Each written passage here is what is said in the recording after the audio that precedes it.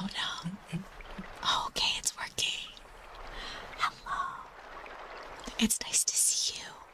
Hello, hello. And welcome home. I'm gonna go ahead and grab my book. This is my magic book. Okay, one second, one second. Hello, guys. It's nice to see you. Big Mama, what's the story we're hearing? Right, okay. So actually, you guys are going to decide what story we're going to hear today. Yeah, this is Whisper Stream. Hello. Mega comfy Mama. Okay. So, Mama, you didn't teach me how to read. Oh my gosh, Marmo. Marmo, I would love memberships. Okay, what is the celebratory, like, screeching noise I get to use for memberships? Like, congratulations, cutie pies with the memberships.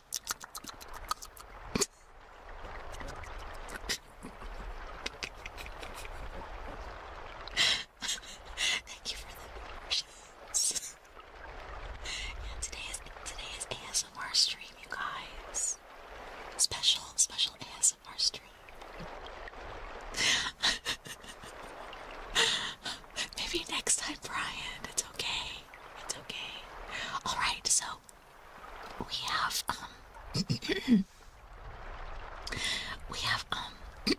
yeah, no funny stuff today. Mom, I can't laugh. Yeah. Mom, I can't laugh today. I'm not allowed. This is supposed to be like super calm, enjoying, mega comfy ASMR streaming today. Alright, like, you're gonna hear all the noises. I'm gonna try and make you laugh, Marmo. How dare? How dare? Freaking Marmo, how dare? No. We're not doing that today. No. Today is like noises. Hold on. We already read the Declaration of Independence, actually. If we're bad, does Chi blow up our ears? Oh my gosh.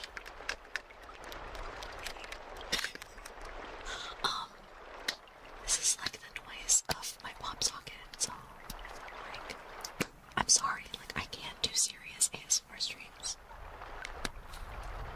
We're gonna have like all the weird noises. Over here. Everything. Destructive mom. This is my pop socket. I'm just like scratching my nails on the pop socket. It's nice to see you. Yeah, we're gonna have stories. Please no ears. This is supposed to be soothing. Oh my gosh. What about this noise? What about this one? Is this good?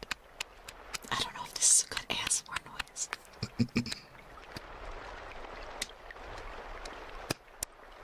I don't know if this is crunchy for you guys. Finally doing ASMR. I've done ASMR. My freaking cutie pies. Okay, so I have. Thank you, Jigsaw. Oh my gosh. Thank you for the members. I'm for real gonna make like weird mouth noises. If you guys like, if you guys give me memberships on stream, I'm gonna make weird noises and like. Oh my gosh, am I shouting? My freaking goodness, I'm so sorry. I'm so sorry. I'm shouting at you. Oh my freaking goodness. Yeah, if you guys start gifting things, I'm gonna make weird mouth noises. I can't understand nothing, honestly. Thank you for saying that my glasses are nice. Thank you. Yeah, I can't even understand myself right now. So, if am I yelling? Oh gosh. I can hear everything and nothing at the same time. Am I really yelling at you guys? Oh my gosh. I don't even know what to say. I'm sorry. I have to be really, really quiet. Hi, Jeffrey. Good night. You look so beautiful. Oh, thank you, Jeffrey.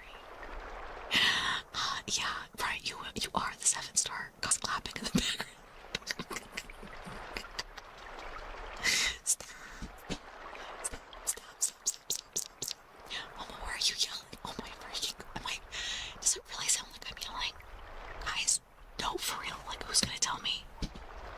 Your birthday's coming up.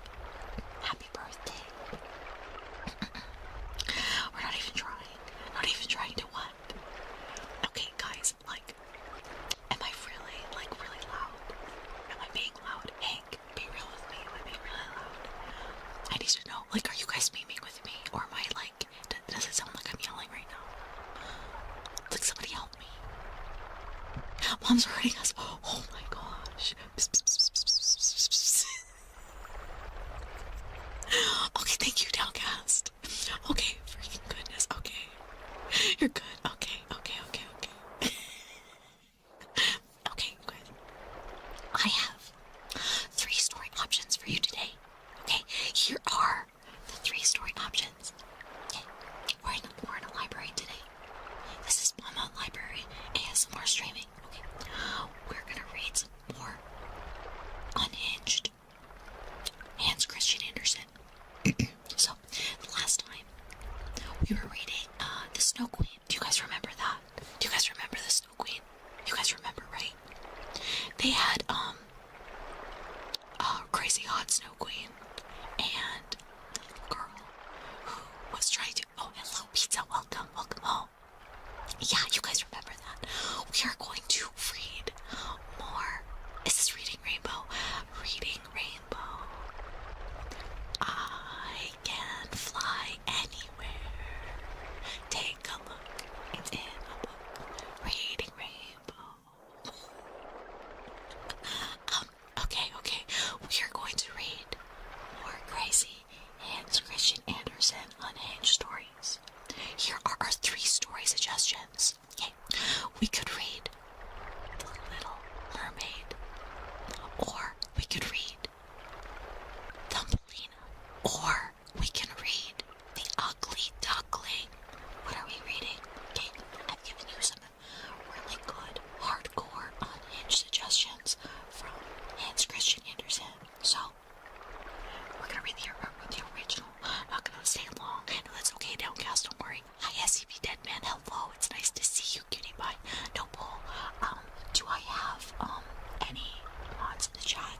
Mods in the chat. Mods in the chat. Mods in the chat. Mods in the chat. Where are my moderators? Where are my moderators to put a poll in the YouTube and in the freaking doctor, you are available. Make a freaking poll. Thank you. Goodness gracious, make a poll. Okay, we have The Little Mermaid, The Ugly Duckling, and Thumbelina. Hello, doctor. So what are we going to read today? Little Mermaid, Ugly Duckling, Thumbelina. You got sniped. Wow. While you were rebooting your computer, Sun Tzu Art of War, make the take that it was not one of the options. Have a good night, Downcast. Have a good sleepy, EP nights. Have a good night. I have like a frog in my throat doing ASMR. This is more unhinged ASMR by Mama. You know what was really funny? Is my eldest Matharos was like, oh my gosh, Mama, you're doing ASMR. And I was like, how do you know what ASMR is? And she was like, I'm a middle schooler and I have access to the internet. How do I not know what ASMR is? I'm like, okay, touche. Like, okay, you got me real good, girl. And oh, chocolate, thank you, pizza. Anyway, so she was like, I know what you should do for the ASMR stream. And I was like, what am I gonna do? Oldest Matharos, what should I do for my ASMR stream? And she was like, you should go get some slime.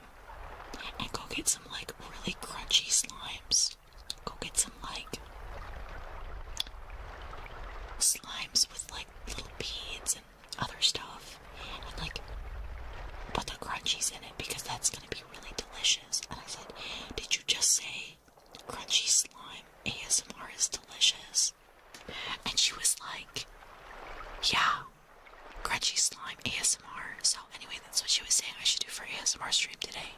Yeah, she was saying I should do crunchy slimes and like make the noises on ASMR. Isn't that crazy? Okay, my options.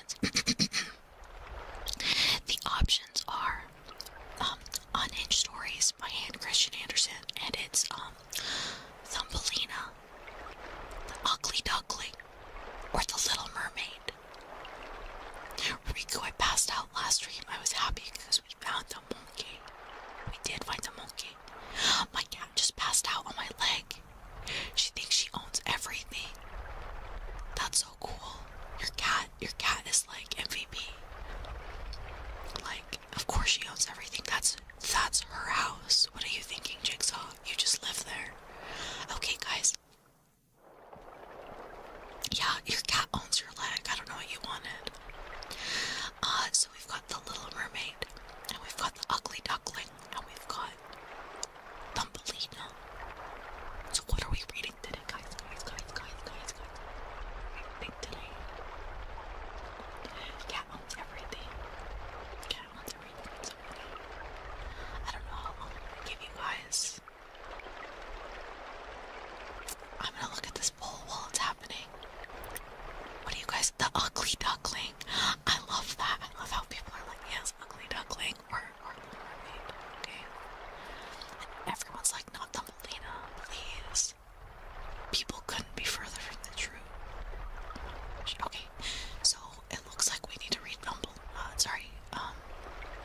I was gonna say, it looks like because we have no votes for Thumbelina, we should definitely read Thumbelina, right, you guys? Okay, so the Little Mermaid and the Ugly Duckling. Okay, easy. Or two.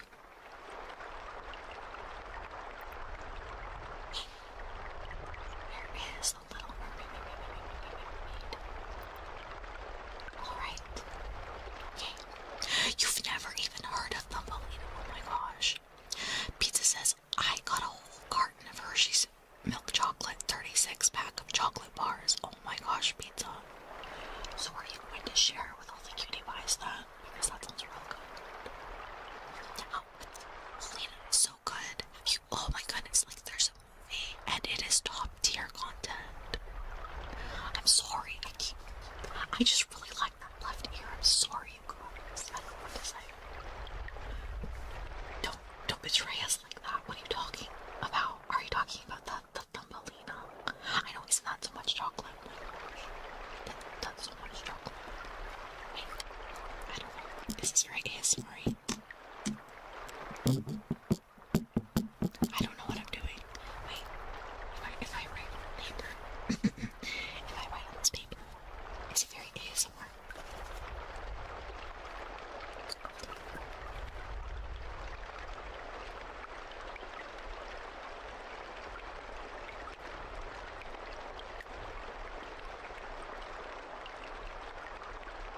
Just hit me with your front pen. Hitting anybody. This is not hit you with a frying pan ASMR. Curious on them. It's honestly a really good story. Hi, David. It's so nice to see you. It's been. No, you're not. We haven't even started the story. Okay, it's not even like. Okay, we're gonna get into the story, you guys. 1 second. Okay. Okay, I think I'm done with the unhinged noises and we're ready to go into Alright. That was right, not Thumbelina. We are now reading The Little Mermaid by Hans Christian Andersen. Okay. And don't expect me to take this seriously because I'm probably not gonna take this. Can you drop a middle pipe near the microphone? What the freaking heck? Why are you guys like this? I'm not even like this. What the heck? I'm not gonna drop a freaking pipe bomb near the mic. Yes, we're gonna read. Okay, thank you. Jax has got a gun, so I have to go read now. So you guys, you guys need to be patient.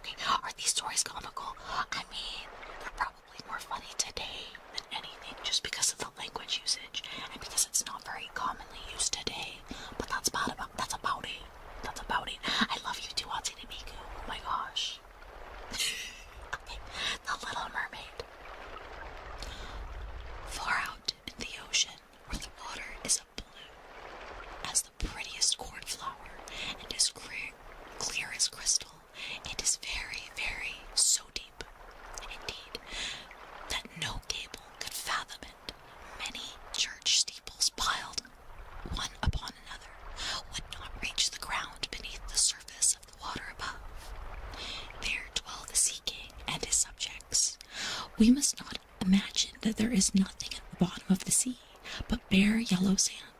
No, indeed. The most singular flowers and plants grow there. The leaves and the stems, which are so pliant that the slightest agitation of water causes them to stir, as if they had life. Fishes, both large and small, glide between the branches as birds fly. Oh my goodness, my tracking. As birds fly among the trees here upon the land, in the deepest spot of all stands the castle of the Sea King. Its walls are built of coral, and the long Gothic windows are of the clearest amber. The roof is formed of shells that open and close as the water flows over them. Their appearance is very beautiful, for in each lies a glittering pearl, which would be fit for the diadem of a queen. The Sea King had been a widower for many years, and his aged mother kept house for him.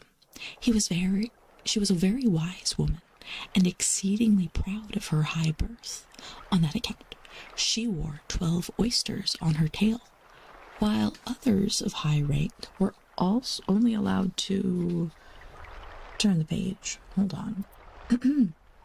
Wear 6. She was, however, deserving of very great praise, especially for her care of the little sea princesses, her granddaughters. They were 6 beautiful children, but the youngest was the prettiest of them all. Her skin was as clear and delicate as a rose leaf, and her eyes as blue as the deepest sea.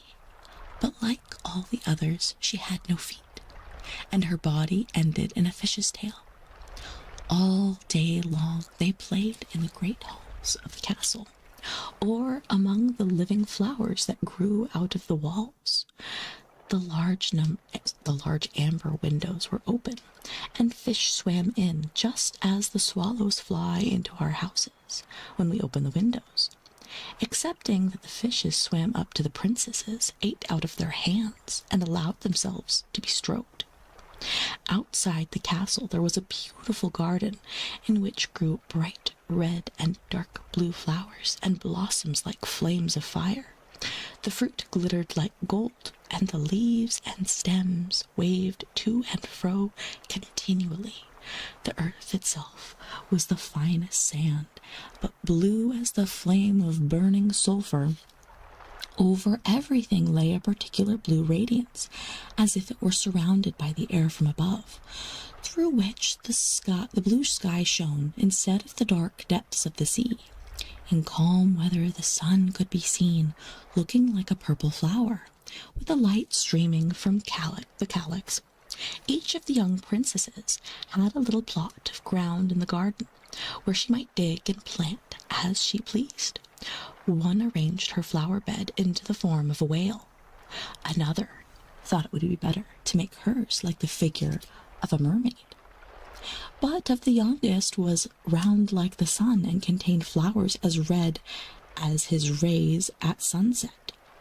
She was a strange child, quiet and thoughtful, while her sisters would be delighted with the wonderful things in which they obtained from the wrecks of vessels. She cared for nothing but her pretty red flowers, like the sun, excepting a beautiful marble statue. It was the representation of a handsome boy, carved out of pure white stone, Prince Eric, which had fallen to the bottom of the sea from a wreck. She planted by the statue a rose-colored weeping willow. It grew splendidly, and very soon hung its fresh branches over the statue, almost down to the blue sands. The shadow had a violet tint, and waved to and fro like the branches. It seemed as if the crown of the tree and the root were at play and trying to kiss each other. Nothing gave her so much pleasure as to hear about the world above the sea. She made her old grandmother tell her all she knew of the ships and the towns, the people and the animals. To her it seemed most wonderful and beautiful to hear that the flowers of the land should have fragrance. and not those below the sea. And the trees of the forest should be green, and the fishes among the trees could sing so sweetly. And it was quite a pleasure to hear them. Her grandmother called the little birds fishes, or she would not have understood her, for she had never seen birds. "When you have reached your 15th year," said the grandmother, "you'll have permission to rise up out of the sea to sit on the rocks in the moonlight, while the great ships are sailing by, and you will see both forests and towns." In the following year, one of the sisters would be 15. But as each was a year younger than the other, the youngest would have to wait 5 years before her turn came to rise up from the bottom of the ocean and see the earth as we do. However, each promised to tell the others what she saw on her first visit and what she thought was the most beautiful. For their grandmother could not tell them enough. There were so many things on which they wanted information. None of them longed so much for her turn to come as the youngest, who had the longest time to wait, and who was so quiet and thoughtful many nights she stood by the open window looking up through the dark blue water and watching the fish as they splashed about with their fins and tails. She could see the moon and stars shining faintly, but through the water they looked larger than they do to our eyes.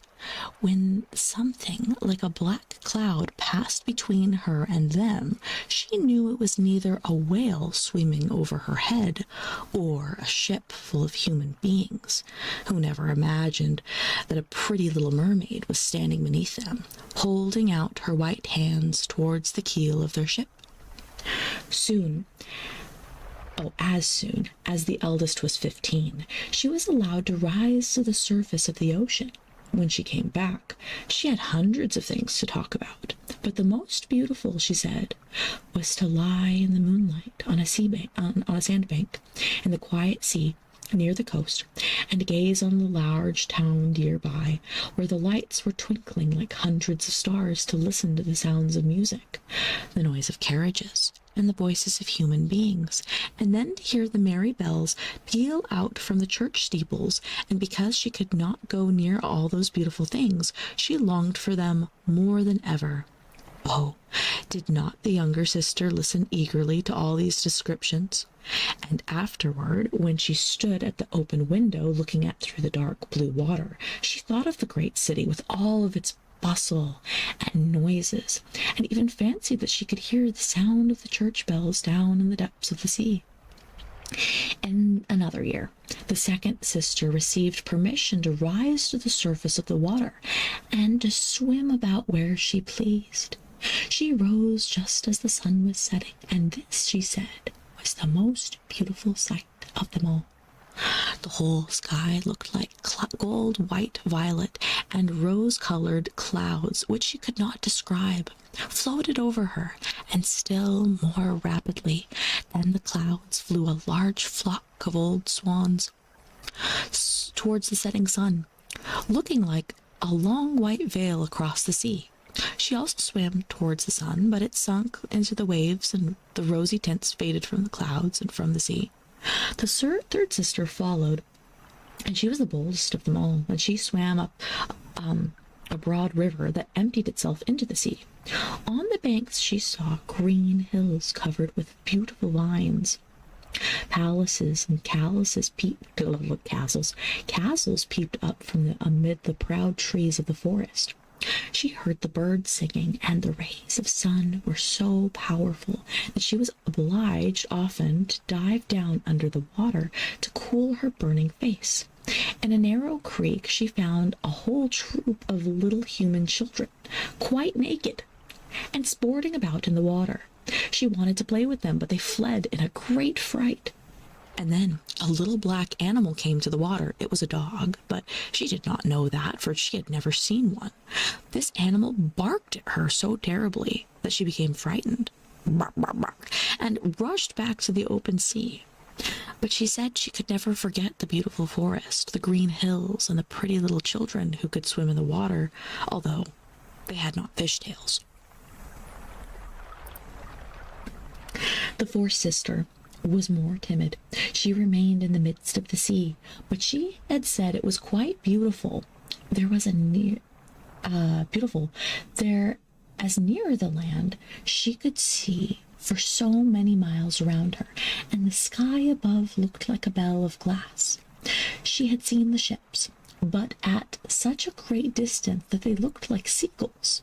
The dolphins sported in the waves, and the great whales spouted water from their nostrils, till it seemed as if 100 fountains were playing in every direction.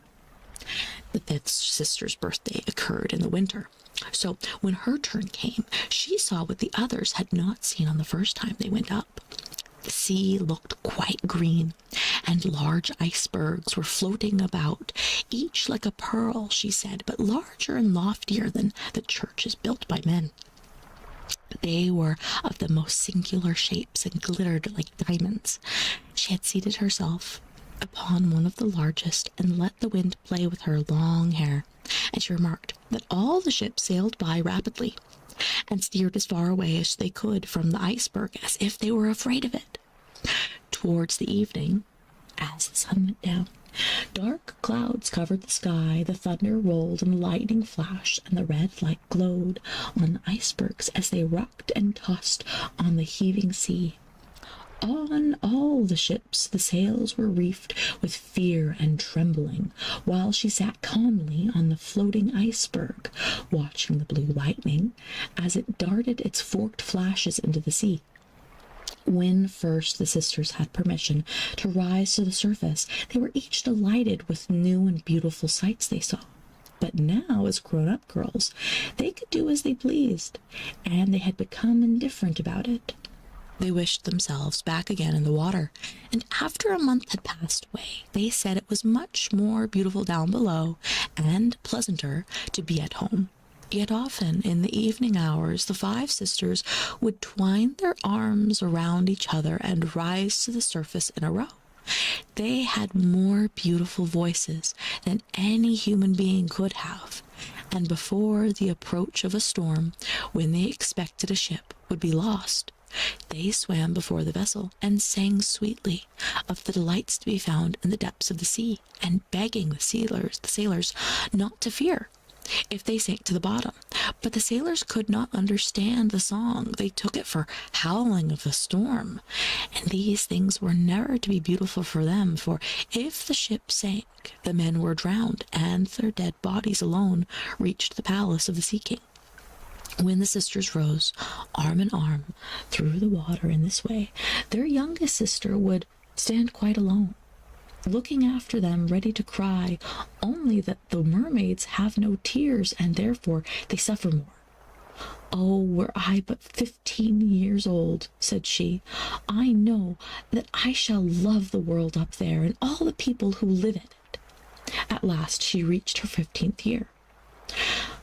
"Well, now you are grown up," said the old dowager, her grandmother, "so you must let me adorn you like your other sisters." And she placed a wreath of white lilies in her hair, and every flower leaf was half a pearl. Then the old lady ordered 8 great oysters to attach themselves to the tail of the princess to show her high rank. "But they hurt me so," said the little mermaid. "Bride must suffer pain," replied the old lady. Oh, how gladly she would have shaken off this grandeur and laid aside the heavy wreath. The red flowers in her own garden would have suited her much better, but she could not help herself, so she said farewell, and rose as lightly as a bubble to the surface of the water.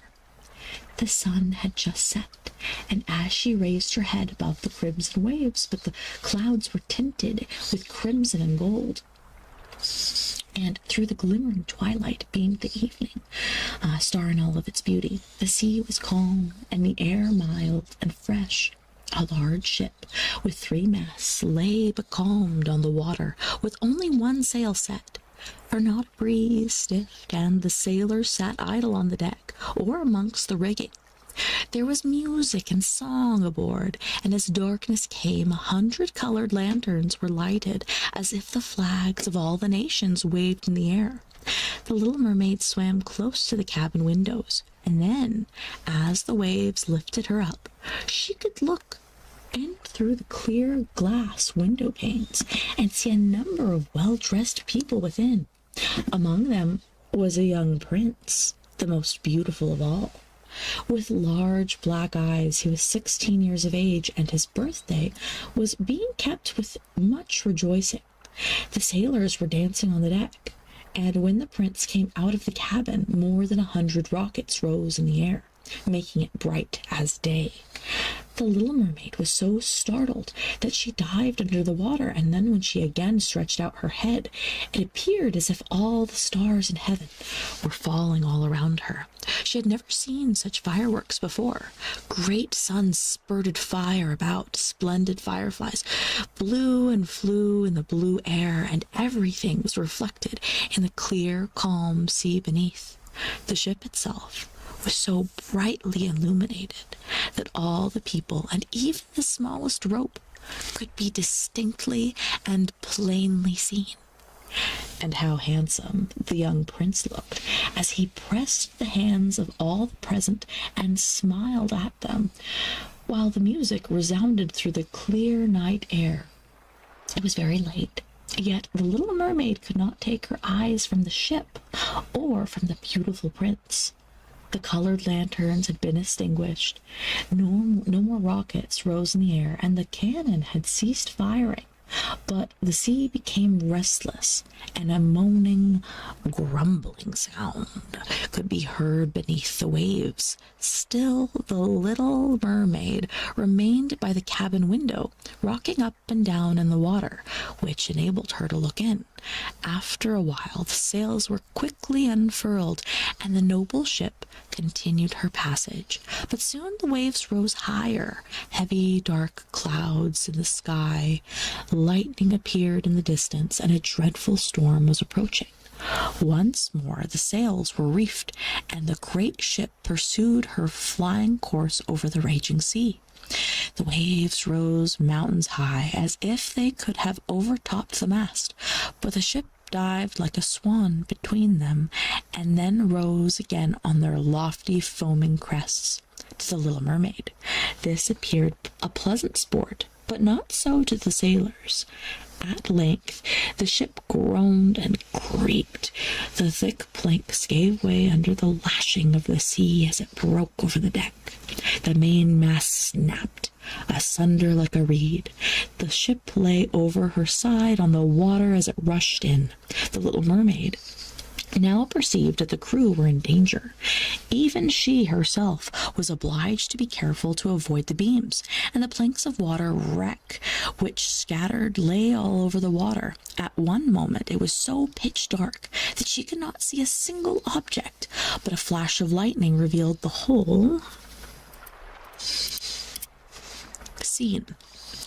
She could see everyone who had been on board, excepting the prince. When the ship parted, she had seen him sink into the depths of the waves, and she was glad, for she had thought he would now be with her, and then she remembered that human beings cannot live in the water, and then when she got down to her father's palace, he would be quite dead.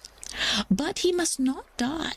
So she swam about among the beams and the planks which strewed the surface of the sea, forgetting that they could crush her to pieces, and then she dived deeply under the dark waters, rising and falling with the waves, till at length she managed to reach the young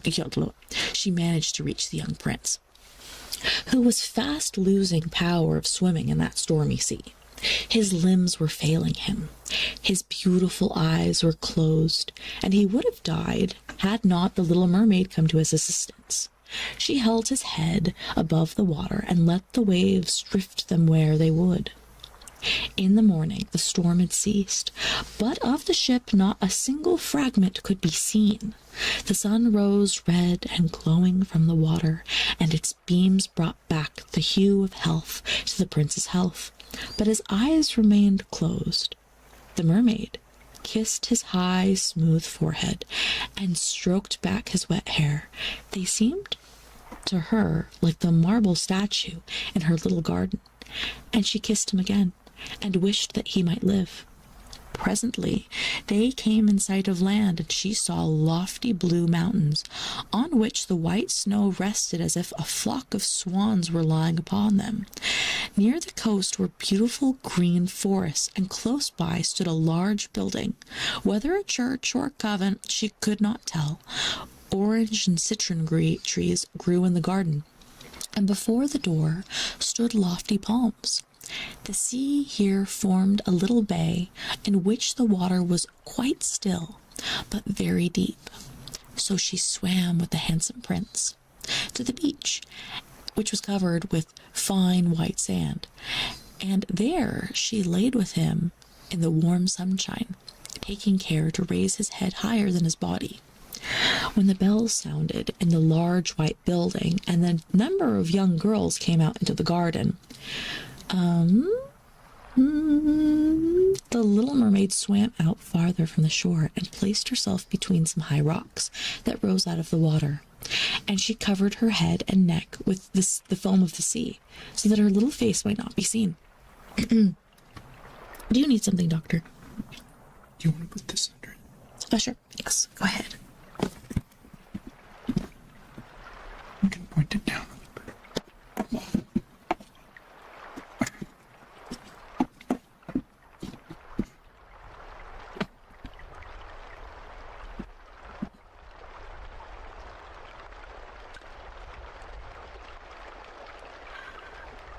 Shoot, where did I, oh, and then she covered her, I'm losing tracking heavily on it.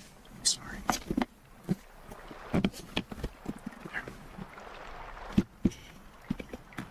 There we go. The little mermaid swam out farther from the shore and placed herself between some high rocks and, yeah, take it away. Okay. And placed herself between some high rocks and rose out of the water. She then covered her head and neck with the foam of the sea, so that her face could be not seen, and watched to see what would become of the poor prince. She did not wait long before she saw a young girl approach the spot where he had laid. She seemed frightened at first, but only for a moment, and then she fetched a number of people, and the mermaid saw that the prince came to life again, and smiled upon those who stood around him. But to her he sent no smile. He knew not only that she had saved him. This made her very unhappy. What? And when she was led away into the great building, she dived down sorrowfully into the water. Wait a minute. Hold on. Let me reread this. The little mermaid swam out farther from shore and placed herself between some high rocks and that rose out of the water. And then she covered her head and neck with sea foam, so that her little face might not be seen, and watched to see what would become of the poor prince. She did not wait long before she saw a young girl approach the spot where he lay. She seemed frightened, but only for a moment, and then she fetched a number of people, and the mermaid saw that the prince came to life again, and smiled upon those who stood round about him. But to her he sent no smile, right, because he knew not that she had saved him. Okay. So she's like, I'm big sad right now because he doesn't even know that I saved his freaking life. Okay, that makes sense. This made her very unhappy. And when he was led away to the great building, she dived down in big tears, sorrowfully, into the water, and returned to her father's castle to big cry. Okay. She had always been silent and thoughtful, and now she had more so than ever. Her sisters asked her what she had seen during her first visit to the surface of the water, but she would tell them nothing. Many an evening and morning did she rise to the place where she had left the prince, and she saw the fruits in the garden ripen till they were gathered. The snow on the top of the mountains melted away, but she never saw the prince, and therefore she returned home, always more sorrowful than before. It was her only comfort to sit down in her own little garden and fling her arm around the beautiful marble statue.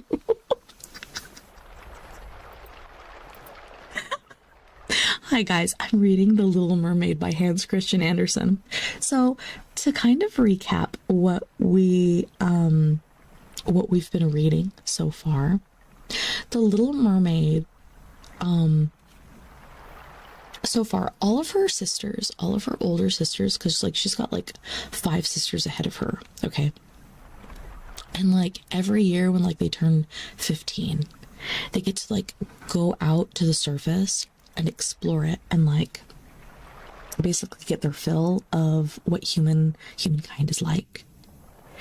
And then they come back and then like they talk about all of their findings and what they liked about it and stuff like that. So this youngest Little Mermaid character, she's obsessed with humans, like super mega obsessed, and like all of her other sisters have seen everything, but she's like, no, it's my turn. Anyway, she's got like this garden. She's got this garden and there's like this white statue, and it's like supposed to be like, I guess, a replica of the Little Prince, this like 16-year-old prince, and she's obsessed. Anyway, so she goes to see this like ship party, and like the ship gets like destroyed at sea. The story better, it's The Little Mermaid, Emmy. It's The Little Mermaid. Hi, good morning, Gray. Hello. So anyway, in The Little Mermaid, the ship has kaputted. It's kaputted. The ship is like, it's destroyed. And so she's like looking for like the cute prince. She's like, oh, he's so pleasant to look at and everything. So she goes and she finds him and rescues him, saves his life. And then she takes him to the shore where people can find him to like basically resuscitate him. And then she has like this teenager moment where she's like super sorrowful, and she's like, oh my gosh, it's so unfair because I saved his life and I'm so in love with him and I'm obsessed with humans and people, and like there's this really hot human boy, you guys, and I saved his life and it's not even fair because he doesn't even know who I am, and this is so unfair. I'm gonna go to my garden, I'm gonna go cry. And then she like puts her arm around this statue in her garden, and she's like holding on to this statue. No, we're like, it's in the middle of the story, Emmy. I'm just recapping. I'm recapping right now. So she throws her arm around the statue and she's like, oh my gosh, this isn't even fair. I'm so in love with this human boy and he's so hot, and nothing is fair, and I rescued him and I can't even be with him, and no. So anyway, she is having her like teenage moment in this garden, and she's like, oh, my life is over, nothing is fair, all is lost, and he's so hot and he's so human. Hello. So anyway, that's basically where we're at. It sounds like a skill issue. I'm dead. Hi, Richard. Hi, guys. Okay, I'm gonna continue with the story. I'm gonna continue. Okay, so she had gave up tending her flowers, and they grew wild confusion over the paths. Okay, do you read this? Are you sorry, you read this? Are you listening to this? She's having such an emotional breakdown right now that she's given up on her garden. Like, she loved this garden. She liked planting red flowers. That was her thing. That was her hobby. And like, she's just so super mega depresso over this like 16-year-old boy that she's just like, I'm giving up gardening. What? For a boy? Are we being serious right now? All this for a boy? Anyway, it's really hard being 16 years old and a girl. Oh, so romance fantasy type story. It's The Little Mermaid by Hans Christian Andersen, and The Little Mermaid is currently having the biggest emo moment. She's having like this like teenage moment, like, oh my gosh, it's so unfair, and he doesn't even love me, he doesn't even know who I am. I'm just gonna stop gardening. I'm just gonna stop gardening. Okay, so I'm dead over this already. So she did some espresso. If it were a girl, I'd understand, but a boy, exactly, I could never. We could never. Anyway.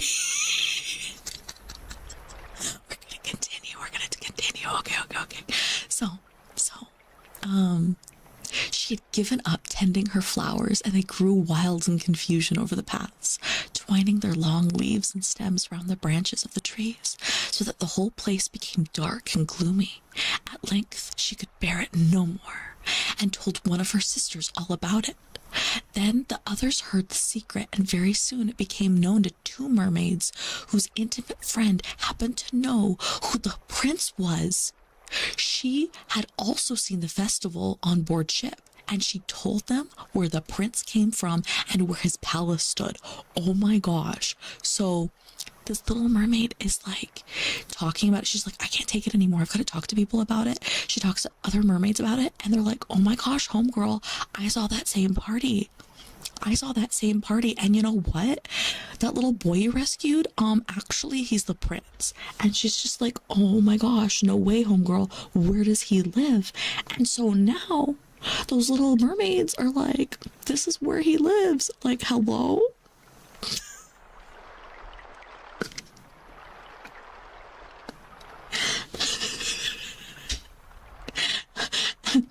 Come, little sister, said the other princesses, and then they intertwined their arms and rose up in a long row to the surface of the water, close by the spot where they knew the prince's palace stood.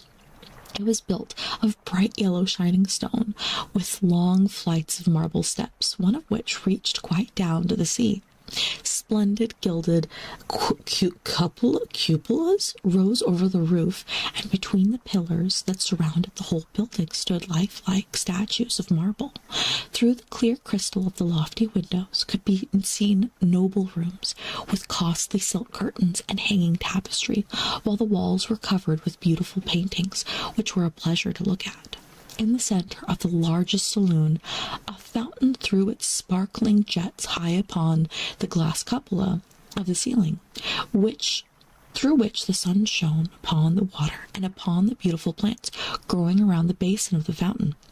Now that she knew where he lived, she spent many an evening and many a night on the water near the palace.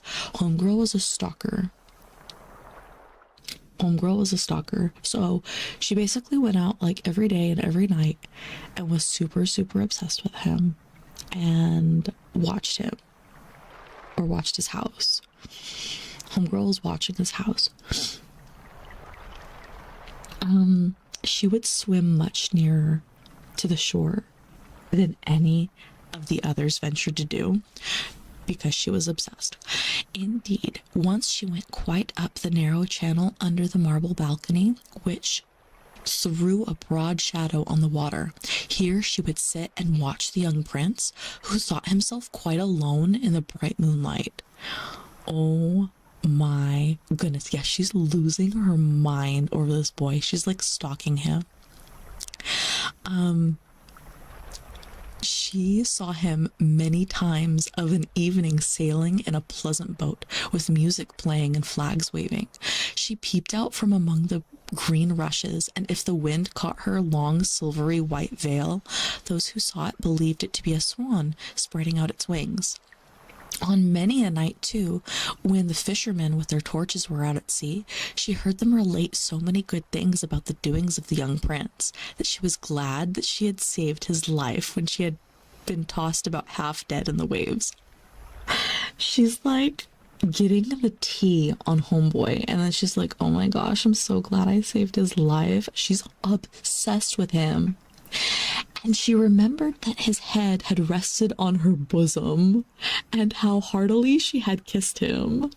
But he knew nothing of all of this and could not even dream of her. She grew more and more fond of human beings and more able to wander about with those who had seemed to be much larger than her own. They could fly over the sea in ships and mount the high hills which were far above the clouds, and the lands that they possessed with their woods and their fields stretched far away beyond the reach of her sight. There was so much that she wished to know, and her sisters were unable to answer all of her questions. Then she applied to her old grandmother, who knew all about the upper world, which she very rightly called the lands above the sea. "If the human beings are not drowned," asked the little mermaid, Can they live forever? Do they never die as we do here in the sea? Yes, replied the old lady. They must also die, and their term of life is even shorter than ours. We sometimes live to be 300 years old. But when we cease to exist here, we only become the foam on the surface of the water. And we have not even a grave down here of those we love. We have no immortal souls. We shall never live again. But like the green seaweed, when once has been cut off, we can never flourish more. Human beings, on the contrary, have a soul which lives forever, lives after the body, and has been turned to dust. It rises up through the clear, pure air, beyond the glimmering stars, as we do rise out of the water, and behold all the land of the earth, so do they rise to the unknown and glorious regions which we will never see. Why do we not have an immortal soul? Asked the little mermaid mournfully. I would give gladly all of the hundreds of years that I have to live to be a human being for only one day, and to have the hope of knowing the happiness of that glorious world above the stars. You must not think of that, said the old woman. We feel ourselves to be much happier and much better off than human beings. So I shall die, said the little mermaid, and as the foam of the sea I shall be driven about, never again to hear the music of the waves, or to see the pretty flowers, nor the red sun. Is there anything I can do to win an immortal soul? No, said the old woman, unless a man were to love you so much that you were more to him than his father or mother, and if all of his thoughts and all of his love were fixed upon you, and the priest placed his right hand in yours, and he promised to be true to you here and hereafter, then his soul would glide into your body, and you would obtain a share in the future happiness of mankind. He would give a soul to you and retain his own as well. But this can never happen. Your fish's tail, which is amongst us is considered so beautiful, is thought on earth to be quite ugly. They do not know any better, and they think it's necessary to have two stout props, which they call legs, in order to be handsome. Then the little mermaid sighed and looked sorrowfully at her fish's tail.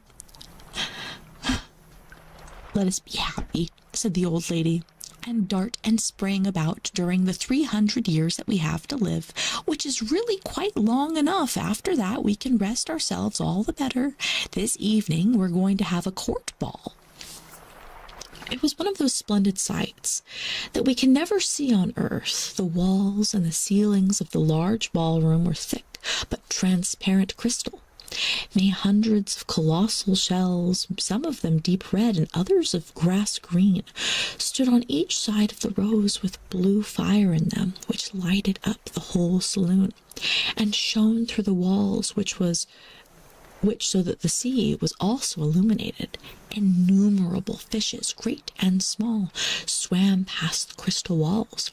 On some of them the scales showed with a purple brilliancy, and on others they shone like silver and gold. Throughout the halls flowed a broad stream, and in it danced the mermen, and the mermaids to the music of their own sweet singing. No one on earth has had such lovely voices as theirs. The little mermaid sang more sweetly than them all. The whole court applauded her with hands and tails.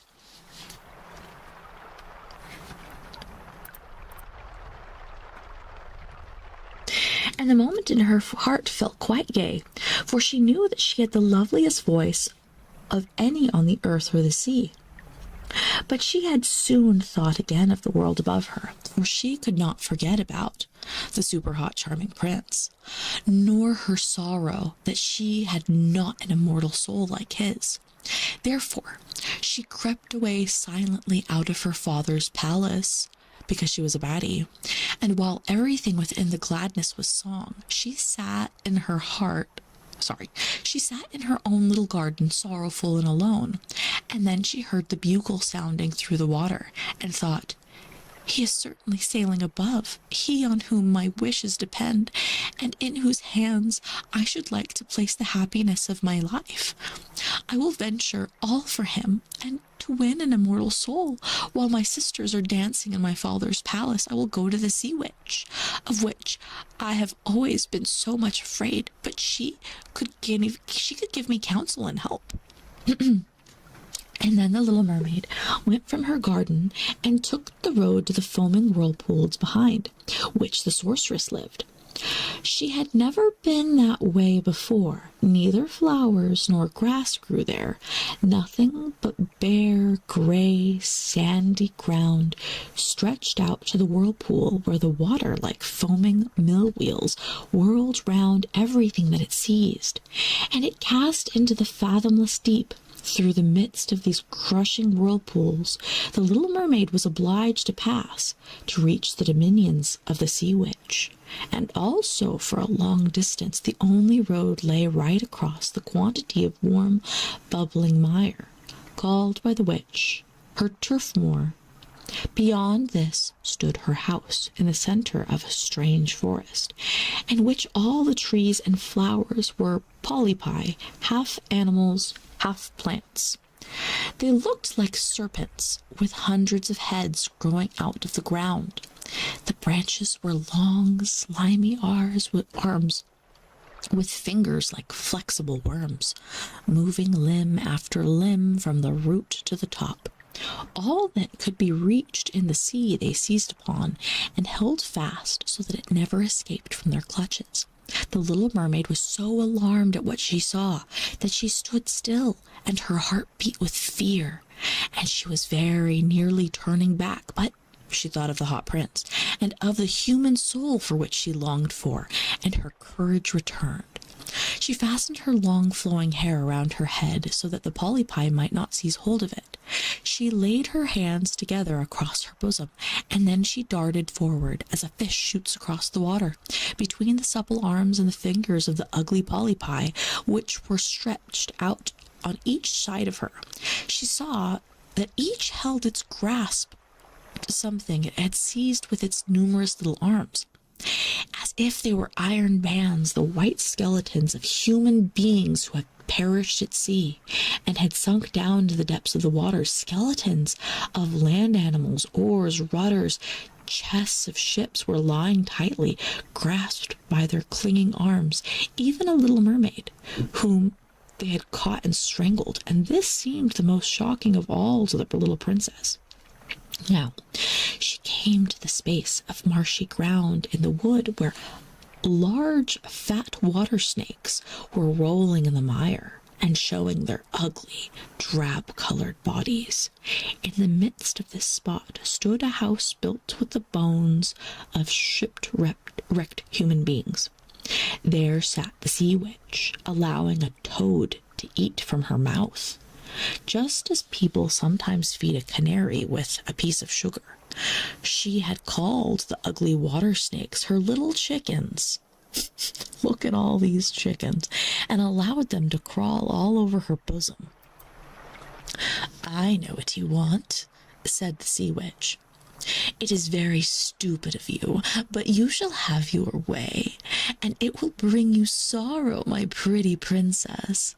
You want to get rid of your fish's tail, and to have two supports instead of it, like human beings on earth, so that the young prince may fall in love with you, that you may have an immortal soul." And then the witch laughed so loud and disgustingly that the toad and the snakes fell to the ground and lay wriggling thereabout.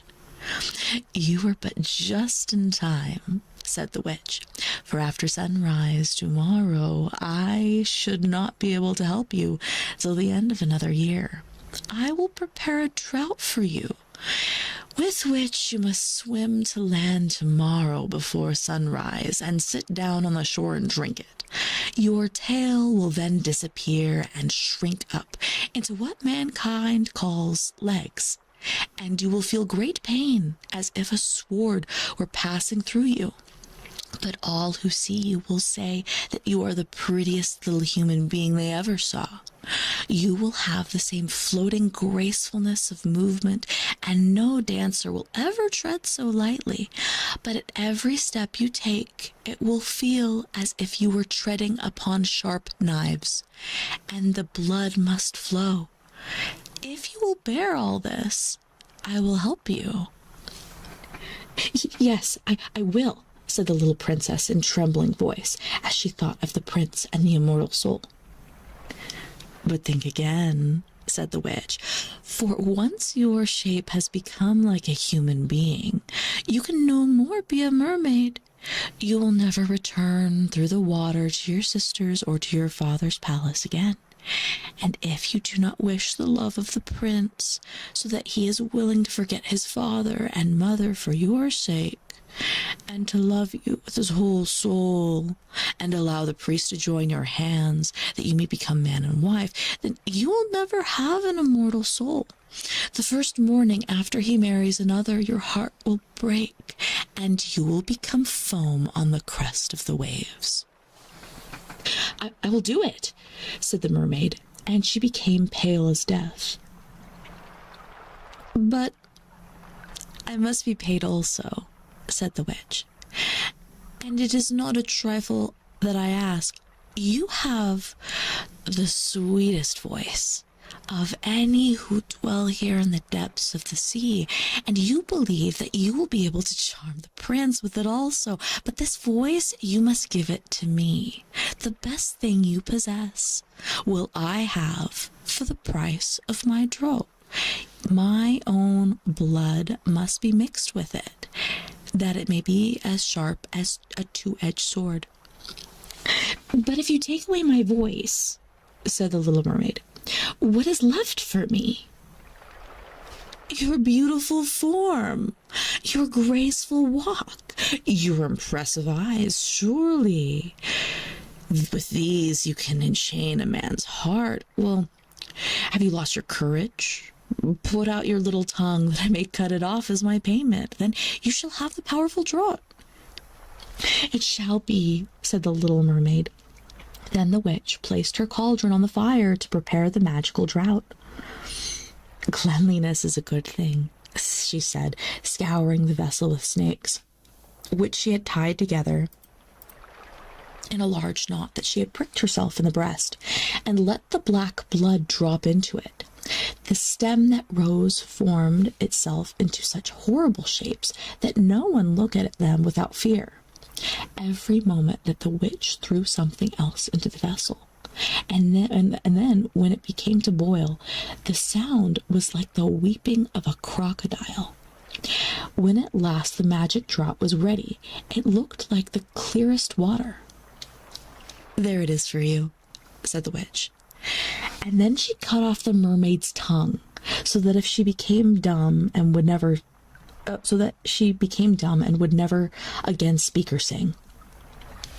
"If the polypi should seize hold of you as you return through the wood, throw them a few drops of the potion, and their fingers will be torn into 1,000 pieces." But the little mermaid had no occasion for this, for the polypi sprang back in terror when they caught sight of the glittering draught, which shone in her hand like a twinkling star. So she passed quickly through the wood and the marsh, and between the rushing whirlpools she saw that in her father's palace the torches in the ballroom were extinguished and all within asleep. But she did not venture to go into them, for now she was dumb, meaning she couldn't talk, and going to leave them forever. She felt as if her heart would break. She stole into the garden and took a flower from the flower beds of each of her sisters, kissed her hand 1,000 times towards the palace, and then rose up through the dark blue waters. The sun had not risen when she came into the sight of the prince's palace and approached the beautiful marble steps. But the moon shone clear and bright, and then the little mermaid drank the magic draught, and it seemed as if the two-edged sword went through her delicate body. She fell into like a swoon, and lay like one dead.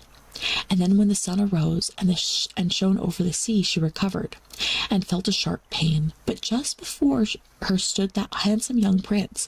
Oh my gosh, the hottie showed up. He fixed his coal-black eyes upon her so earnestly that she cast down her own, and she became very aware that her fish's tail was gone, and that she had as pretty a pair of white legs and tiny feet as any little maiden could have. But she had no clothes. Homegirl was naked. So she wrapped herself in her long, thick hair. Homegirl, that's not going to help you. The prince asked her who she was and where she came from, and she looked at him mildly and sorrowfully with her deep blue eyes, but she could not speak. Every step she took was as the witch had said would be. She felt as if treading upon the points of needles or sharp knives, but she bore it willingly and stepped as lightly by the prince's side as a soap bubble, so that he and all who saw her wondered at her graceful swaying movements. She was very soon arrayed in costly robes of silk and muslin, and was the most beautiful creature in the palace. But she was dumb, so she couldn't speak, and neither speak or sing. Beautiful female slaves dressed in silk and gold stepped forward and sang before the prince and his royal parents. One sang better than all the others, and the prince clapped his hands and smiled at her. This was a great sorrow to the little mermaid. She knew how much more sweetly she herself could sing once, and she thought, oh, if he could only know that. I have given away my voice forever to be with him. That's literally what it says. If only he knew I gave my voice away to be with him. The slaves next performed some pretty fairy-like dances to the sound of beautiful music, and then the little mermaid raised her lovely white arms and stood on the tips of her toes and glided over the floor and danced as no one yet had been able to dance. At each moment her beauty became more revealed, and her expressive eyes appealed more directly to the heart than the songs of the slaves.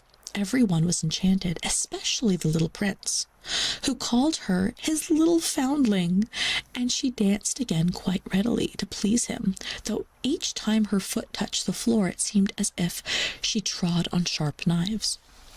The prince said that she should remain with him always, and she received permission to sleep at his door on a velvet cushion.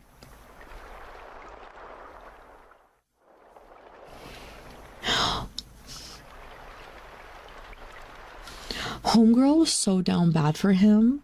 She's sleeping outside of his door on a cushion.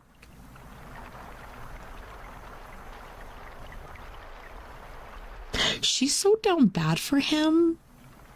She's sleeping outside of his door on the floor on a cushion. Can somebody help her, like little homegirl?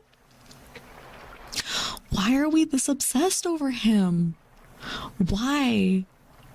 Anyway, we're going to continue. He had a page's dress made for her that she might accompany him on horseback. They rode together through the sweet-scented woods where the green boughs touched their shoulders and the little birds sang among the fresh leaves. She climbed with the prince to the top of the high mountains, and although her tender feet bled so that even her every steps were marked, she only laughed and followed him until they could see the clouds beneath them, looking like a flock of birds traveling to the distant lands. While at the prince's palace, and when all the household were asleep, she would go and sit on the broad marble steps, for it eased her burning feet to bathe them in cold sea water.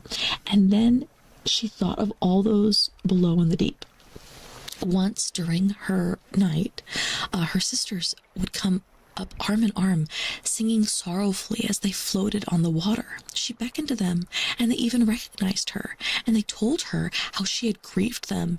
After that, they came to the same place every night, and once she saw in the distance her old grandmother, who had not been to the surface of the sea for many years, and the old sea king, her father, was with his crown on his head. They stretched out their hands toward her, but they did not venture so near the lands as her sisters did. As the days passed, she loved the prince more fondly, and he loved her as he would love a little child. but it never came into his head to make her his wife. Yet, unless he married her, she could not receive an immortal soul. And on the morning after his marriage with another, she would dissolve into foam of the sea. Oh my gosh.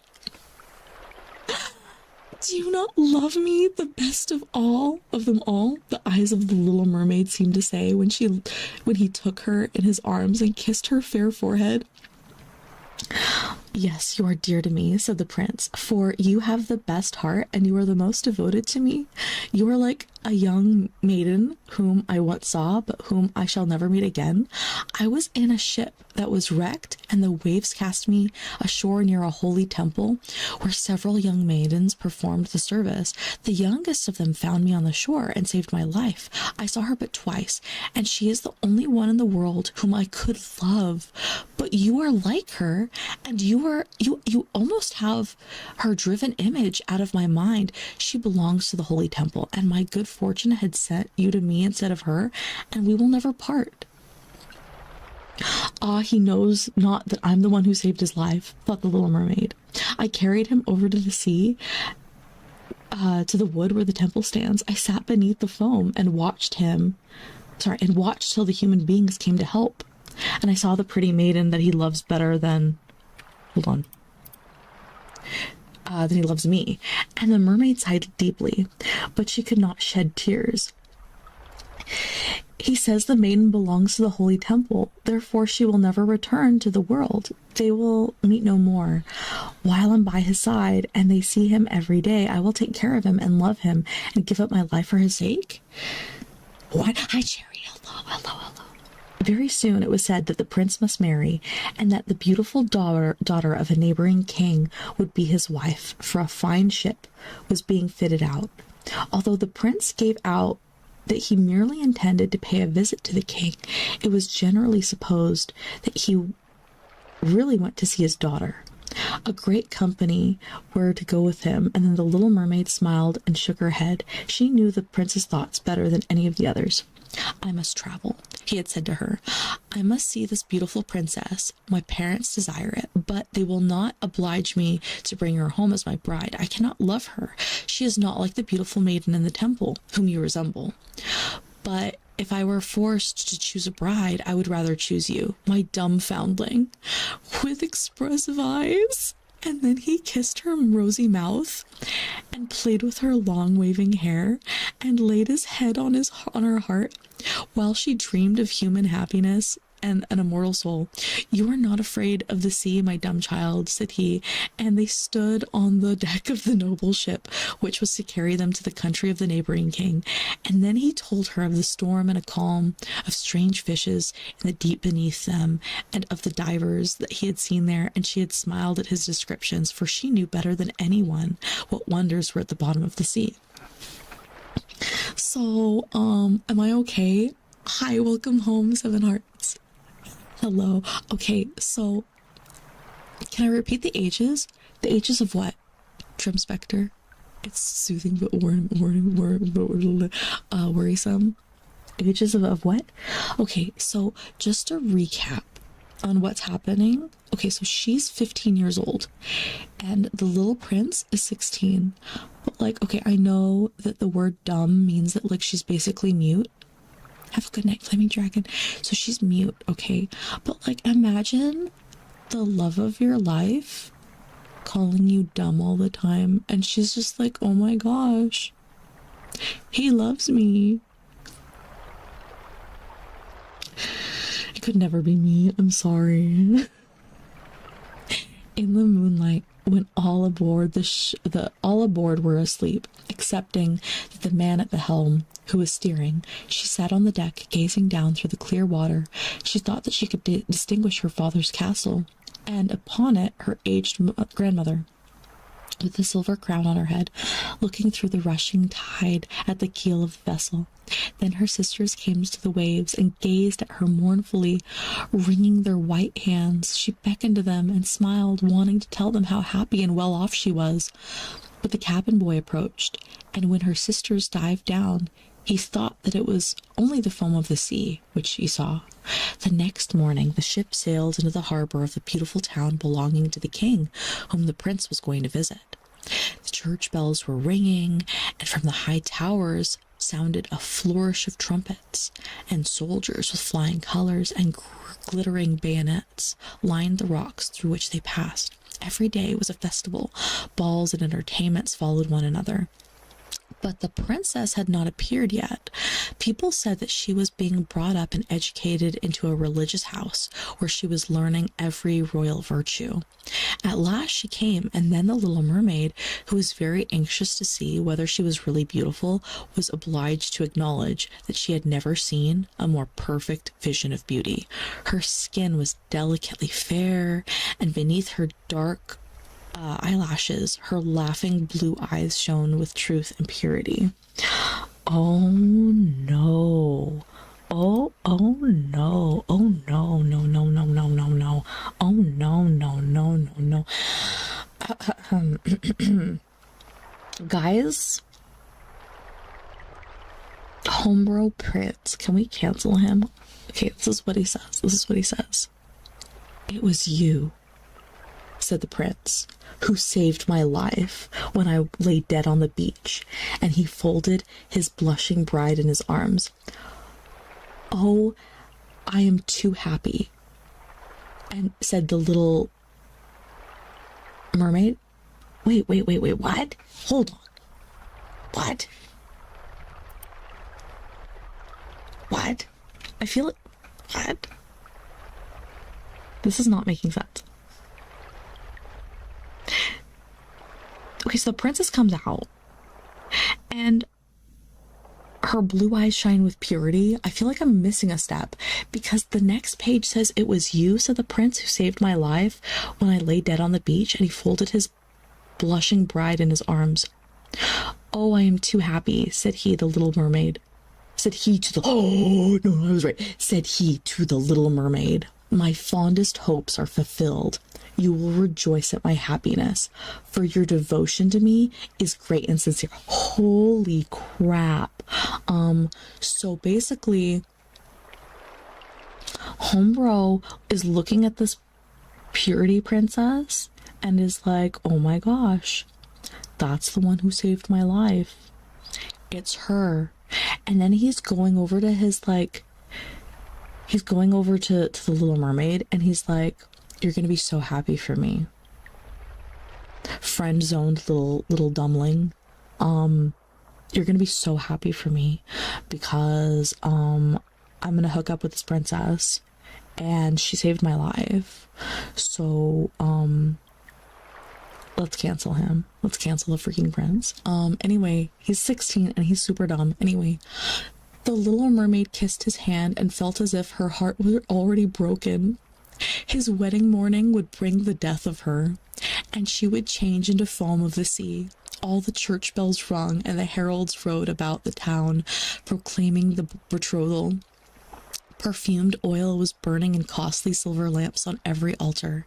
The priests waved the censers, while the bride and bridegroom joined their hands and received the blessings of the bishop. The little mermaid, dressed in silk and gold, held up the bride's train, but her ears heard nothing of the festive music, and her eyes saw not the holy ceremony. She thought of the night of death which was coming to her, and of all she had lost in the world. On the same evening, the bride and bridegroom went aboard on the ship. Cannons were roaring, flags waving, and in the center of the ship, a costly tent of purple and gold had been erected. It contained elegant couches for the reception of the bridal pair during the night. The ship, with swelling sails and a favorable wind, glided away smoothly and lightly over the calm sea. When it grew dark, a number of colored lamps were lit, and the soldiers the sailors danced merrily on the deck. The little mermaid could not help thinking of her first rising out of the sea when she had seen similar festivities and joys, and she joined in the dance, poised herself in the air as a swallow when he pursues his prey, and all present cheered before her with wonder. She had never danced so elegantly before. Her tender feet felt as if cut with sharp knives, but she cared not for it. A sharper pang had pierced through her heart. She knew this was the last evening she would ever see the prince, for whom she had forsaken her kindred and her home. She had given up her beautiful voice and suffered unheard of pain daily for him, while he knew nothing of it. This was the last evening she would breathe the same air with him, or gaze on the starry sky and the deep sea and eternal night without a thought or a dream awaited her. She had no soul, and now she could never win one. All was joy and gaiety aboard the ship, till long after midnight she laughed and danced with the rest, while the thoughts of death were in her heart. The prince kissed his beautiful bride, while she played with his raven hair, till they went arm in arm to rest in the splendid tent. Oh no, so gross. And then all became still on board the ship. The helmsman, alone and awake, stood in the helm. The little mermaid leaned her white arms on the edge of the vessel and looked towards the east for the first blush of morning, for the first ray of dawn that would bring her death. She saw her sisters rising out of the flood. They were as pale as herself, but their long, beautiful hair waved no more in the wind and had been cut off. Oh, okay, so the Little Mermaid sisters, hi, welcome home. The Little Mermaid sisters all cut off their hair. So they had like super long, gorgeous, mega long hair, and they all cut it off, and we're going to find out why. We have given our hair to the witch, said they, to obtain help for you, that you may not die tonight. She has given us this knife. Here it is. See, it's very sharp. Before the sun rises, you must plunge it into the heart of the prince. When the warm blood falls upon your feet, they will grow together again and form into a fish's tail, and you will once more be a mermaid and return to live out your 300 years before you die and change into the salt sea foam. Haste then, he or you must die before sunrise. Oh my gosh. So, littlest homegirl goes to the edge of the ship and she's like, oh my gosh, I'm gonna die.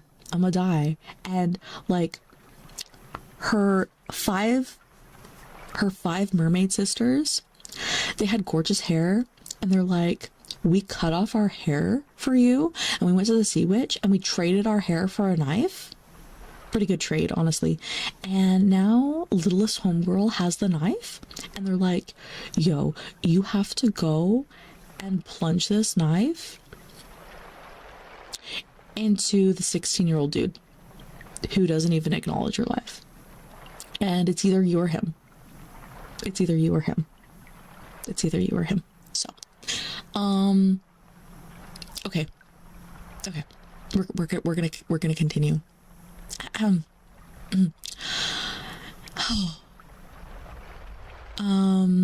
Our old grandmother moans so for you that her white hair is falling off from sorrow. So Grandma Mermaid is losing all her hair. As ours fell under the witch's scissors, kill the prince and come back, hasten. Do you not see the red streaks in the sky? In a few minutes the sun will rise and you must die. And then they sighed deeply and mournfully, and they sank down beneath the whales. So, you didn't find out how the story ends before picking it for. So I kind of know how this ends, but like I've never read it myself, so you know. It is what it is. It's more Hans Christian Andersen. Like, I just feel like we just need more unhinged on Hans Christian Andersen, because like this is a classic. So, you know, we're reading it. We're reading it. Let us continue. How long is it? I think it's only a few more pages. So anyway, the little mermaid drew back the crimson curtain of the tent and beheld the fair bride with her head resting on the prince's breast. She bent down and kissed his fair brow, and then she looked at the sky. Oh, hold on. Oop. Okay, we're good. I'm putting that on the floor. Speak for yourself, Cha-Cha. I'm crying over here. Please. Me. Literally me. Okay, so, she bent down and kissed his little homebrow's little fair brow, and then looked at the sky, on which the rosy dawn grew brighter and brighter. And then she glanced up at the sharp knife, and again fixed her eyes on the prince, who whispered the name of his bride in his dreams. She was in his thoughts. And the knife trembled in the hand of the little mermaid. And then she flung it far away from her into the waves. The water turned red where it fell, and the drops that spurted up looked like blood. She cast one more lingering, half-fainting glance at the prince, and then she threw herself from the ship into the sea, and thought her body was dissolving into foam. The sun rose above the waves, and his warm rays fell on the cold foam of the little mermaid, who did not feel as if she were dying. She saw the bright sun, and all around her floated hundreds of transparent, beautiful beings. She could see through the white sails of the ship and the red clouds in the sky. Their speech was melodious, but too ethereal to be heard by mortal ears. As they were unseen by mortal eyes, the little mermaid perceived that she had a body like theirs, and she continued to rise higher and higher out of the foam. "Where am I?" asked she, and her voice sounded ethereal as the voice of those who were with her. No earthly music could imitate it. "Among the daughters of the air," answered one of them. "A mermaid has not an immortal soul, nor can she obtain one unless she wins the love of a human being. On the power of another hangs her eternal destiny. But the daughters of air, although they do not possess an immortal soul, can, by their good deeds, procure one for themselves. We fly to warm countries and cool the sultry air that destroys mankind with a pestilence, and we carry the perfume of flowers to spread health and restoration. After we have striven for 300 years to do all the good in our power, we receive an immortal soul and take part into the happiness of mankind. You, poor little mermaid, have tried with your whole heart to do as we are doing. You have suffered and endured and raised yourself to the spirit world by your good deeds, and now, by striving for 300 years in the same way, you may obtain an immortal soul." The little mermaid lifted her glorified eyes towards the sun and felt them, for the first time, filling with tears on the ship in which she had left the prince. They were life and noise, and she saw him, his beautiful bride, searching for her. Sorrowfully they gazed at the pearly foam, as if they knew she had thrown herself into the waves.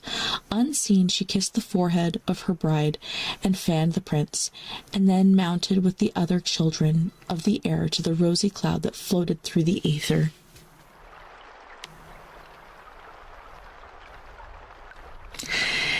And that's the story of the little homegirl. Oh, wait. Oh, no, that's not the end. I turned the page. There's more. Okay. "After 300 years, thus shall we float into the kingdom of heaven," said she, "and we may even get there sooner," whispered one of her companions. "Unseen, we can enter the houses of men, where there are children, and for every day on which we find a good child, who is the joy of his parents and deserves their love, our time of probation is shortened. The child does not know when we fly through the room that we smile with joy at his good conduct, for we can count 1 year less of our 300 years. But when we see a naughty or wicked child, we shed tears of sorrow, and for every tear a day is added to our crime of trial. So at the very end, we have like a moral lesson for children, which is if you are a good child, then one of the good fortune heir children have the opportunity to get a immortal soul. It's kind of like the, every time a bell rings, an angel gets its wings. It's one of these kind of things where it's like, okay, if you're good, like you're gonna help the littlest homegirl. Okay, you have to be good so that like one of these little heir children can get 1 year less of their life. Okay, so you've got to do like 300 good deeds so you can take off some years off of these little heir children's like probation sentences. Like if you want to do a good deed and like help these little heir children get like immortal souls, you got to be good. You got to be good, because if not, you're adding time to their sentence. And it's like, whoa, this is an interesting, like, right? I think I heard enough. Have a good night, Drum Spectre. This is the end of the story. this is the end of the story. This is a wild story. Like, anyway, so in the end, she gets the opportunity to go and try and get like an immortal soul. It's interesting. Hey Victor, how are you? It's good, I'm good. This was a wild story, you guys. This is crazy. Not really? There was wilder? I mean, honestly, the one that we read last time, that one was wild. Really wild, but interesting, right? See, like, I had read an adaptation of this one where she only just turns to foam, and I thought that that's what was going to happen here. I was ready to cry my eyes out because I thought she was just going to turn into foam for, like, her little hottie prince, because she was like, I don't know where this is. Like, where does the story take place? Sweden's greatest simp? Like, I don't know. Like, but littlest homegirl was really out there sleeping on a pillow on the floor outside of his door. She was dancing like she was a dancing queen. But like she endured so much pain. Like she had like knife pain. Like it felt like stabbing, like little sword stabbing in her feet. Yeah, I thought that was how it was gonna end too. Next time, can we get something a little more wholesome? I gave people 3 different options. I got Thumbelina, I got this one, and I got like the ugly duckling. I had three total. Are we going live tomorrow? Yes, we're going live tomorrow. No. The adaptation I read a long time ago did not have a happy ending. She just turned to foam. In this one, she had the option to murderate littlest homebro, the hottie that she was after.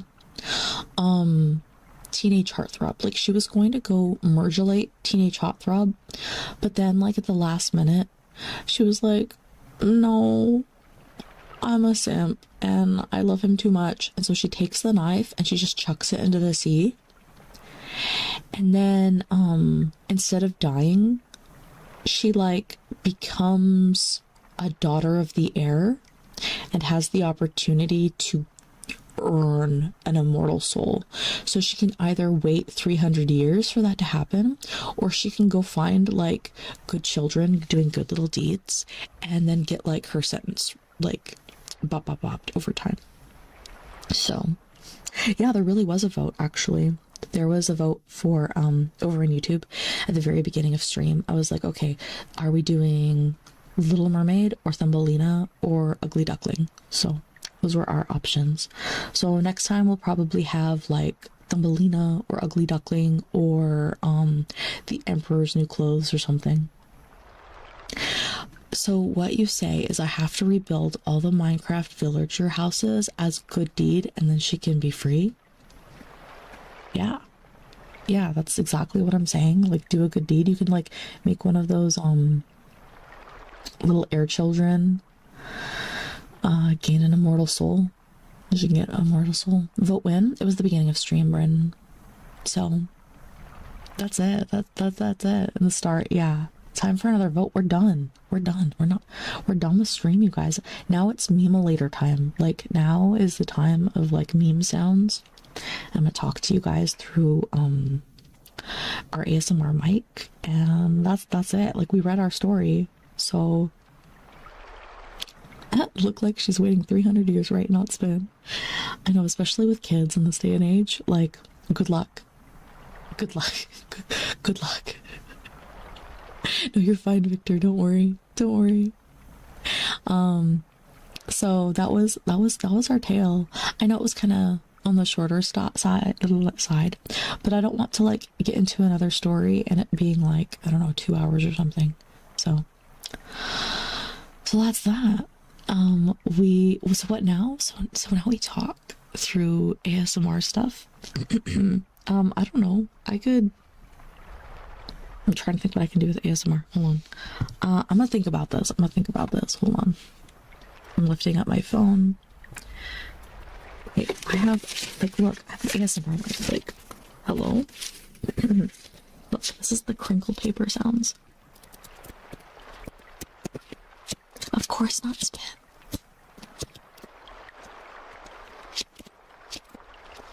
What's like a classic mom thing to say?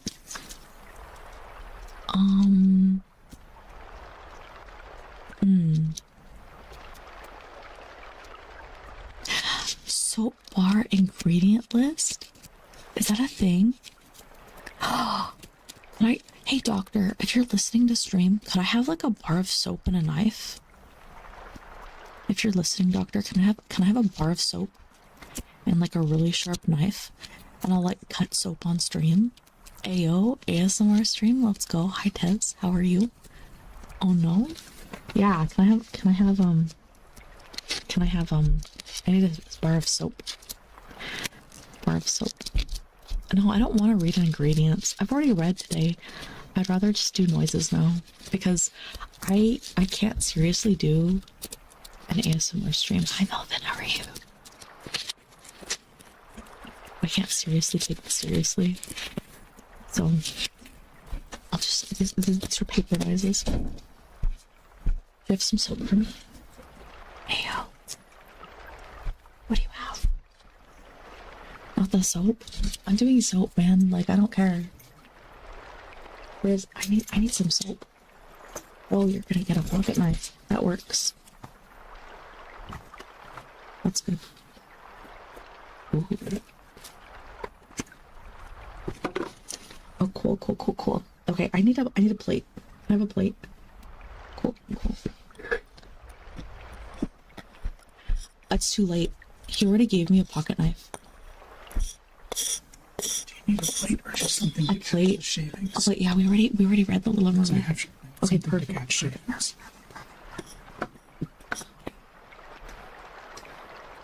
This is like sharp knife too. Ooh, she's so sharp. Hold on.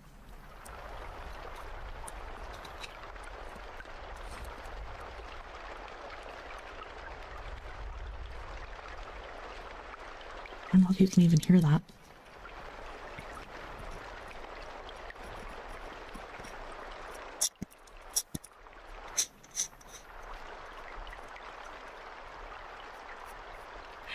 Beating you with a frying pan ASMR.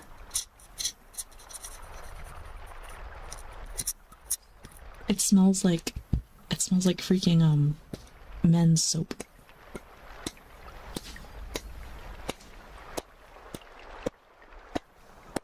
Like Irish Spring or whatever. This is ASMR. Can we please get what? Cha-cha? Get what? Beating you with a frying pan? Do you prefer bar soap or liquid soap? Oh, hand soap. Sorry. Liquid soap. Hands down. Liquid soap. because I don't know, I feel like it's more sanitary. But Doctor really likes the bar soap. So, I mean, if you're team hand soap, bar soap or whatever, okay, so if you're team bar soap, the doctor stands with you. But I just prefer I like foaming cleansing soap, okay? That's where I stand. Can you even hear this?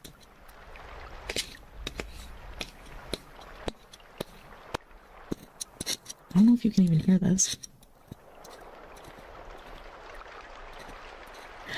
Bar soap is weird. I use body wash. I like body wash too. If you can lather it up, it's kind of nice. But like, other than that, I use soap all the time. There you go. Can you guys even hear this? I don't even know if this is worth it. Hold on. I'm gonna... No, I can't even hear that. Dagnabbit. You can hear it?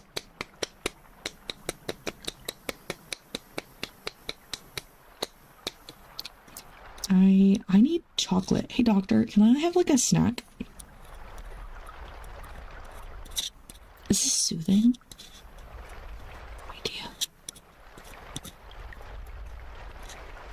Just watch OBS.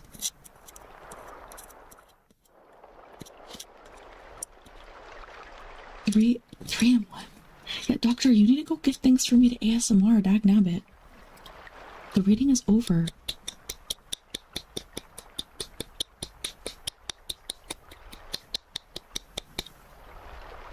I'm just destroying this bar of soap. I'm more of a soap bar person, body wash maybe. See, yeah, doctor really just likes the hand soap. This is gonna be Mama Goes to the Hospital ASMR. Make you... Ew. Mint, if I say that, I'm gonna get bopped by YouTube. I'm gonna get bopped. I need more things to ASMR, because this is not working anymore. I'll come back in a bit. Sounds good, Hatsune Miku. That's fine. I need to do more whispering. Okay, what you got? Them listen to the rustle. Oh, the rustle of the Kylo Ren. Okay, let me move this down. Thank you. I've got soap all over my hands now. Crap. Okay. That's why we have a second. Okay, 1 second. Whoa. Oh no, not the caps lock. Not return of the caps lock.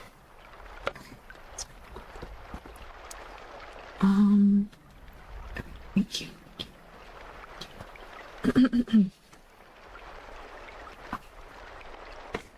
Okay, I'm gonna get the... You should put things on ASMR on your throne. It's probably a good idea. Okay. This is the Kylo Ren blanket.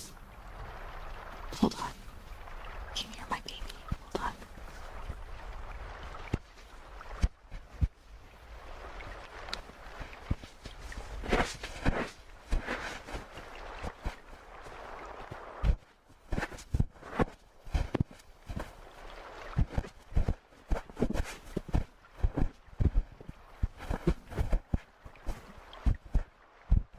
Yeah, this is the one that trembles back there.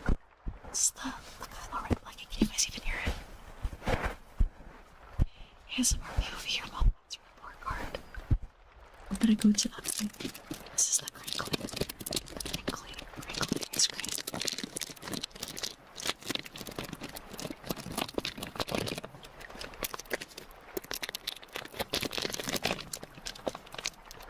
Oh, do you want me to rub my hands together? 1 second.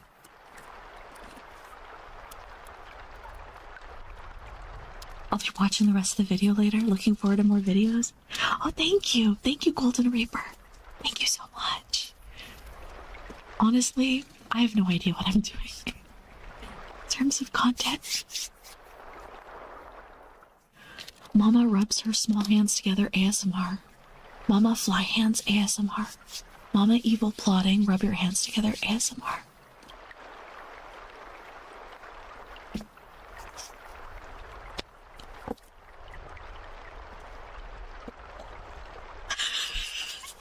Mama ASMR. Everyone gets angry. Oh, this is a Haagen-Dazs ASMR. 1 second.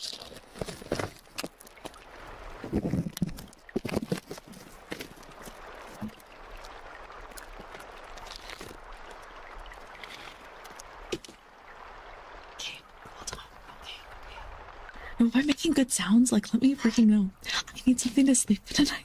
Listen, I'm not a professional ASMR artist, okay? I'm not professional.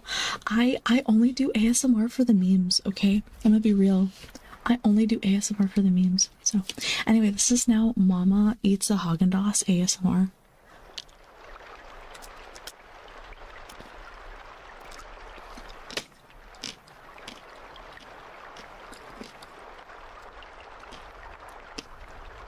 A ham rubbing. I have no idea what I'm doing, man.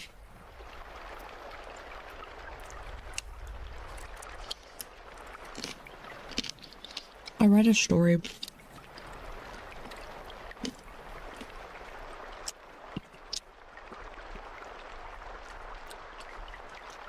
Mama rubs your ear on the other side. Are you chewing it?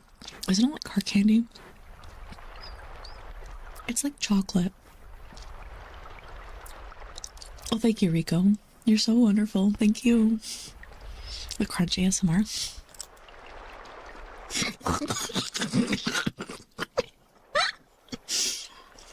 I'm not going to be laughing.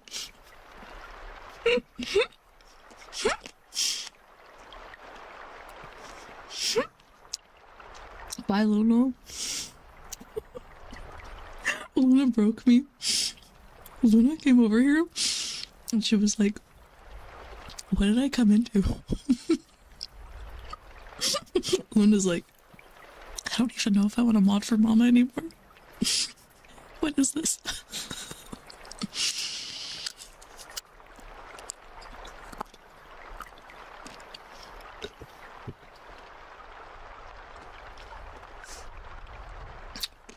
If you ever rub styrofoam together, you get this painful feeling similar compared to what? Like what I'm doing? Oh my gosh, am I disturbing you? Can we get gloopy noises, like real schloopy, like jello or slime? I wonder if I have any. Hey doctor, if you're reading this message, can you please go talk to one of our Mytharoses and ask them if they have any slime? Eldest Mytharos was telling you that I needed to get like slime for stream.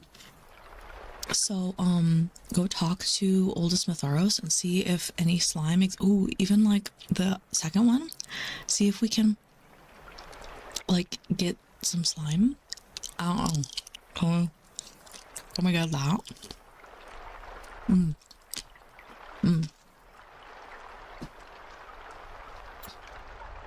That sounds like a good idea.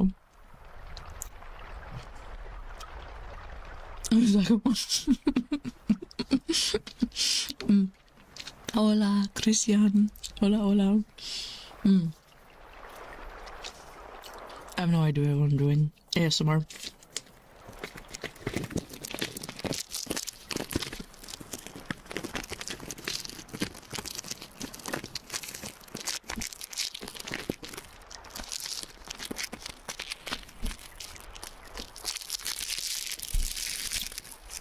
Sorry.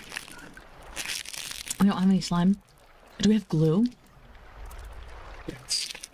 Cool. Go get me, I don't know, what should we put the glue in? Straight up droopy sounds. Give me some glue in a bowl. Sure. Yeah.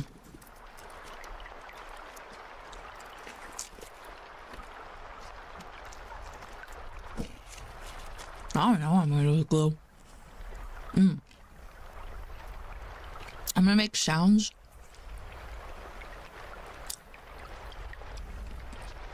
I'm gonna try glue. We're gonna see if we can make gloopy sounds with glue.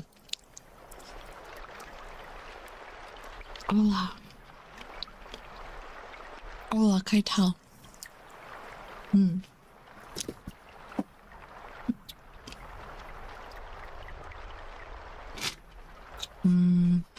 You want like a spoon too? Yeah. Rubber spatula and slap the glue. Oh my gosh. Elmer's glue. Yeah. Like Elmer's glue. Hey. So weird. I need a spatula. Yeah, I heard. Hi, Garth. Mix it around too. Okay. Let's check up.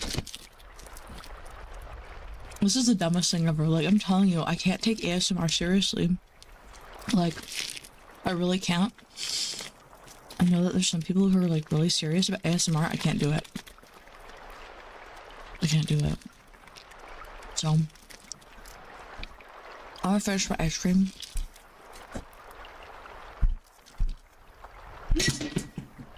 Whoa. And then we're gonna have glue sounds.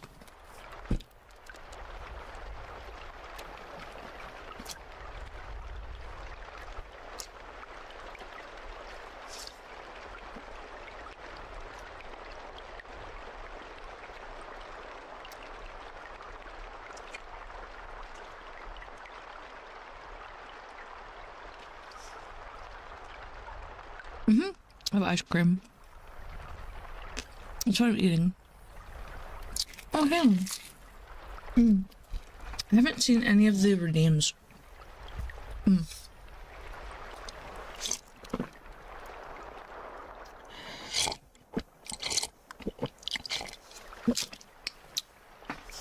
Okay, these are weird sounds. Sorry.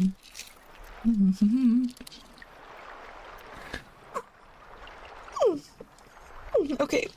I stretch. Thank you, Helena. Look cool. Okay.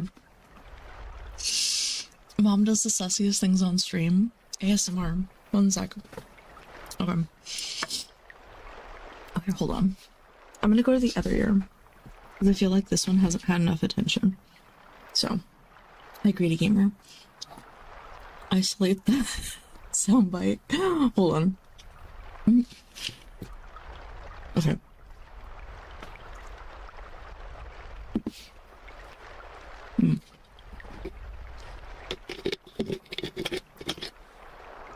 Stay away from my other ear. This is the ear that's gonna get it, so.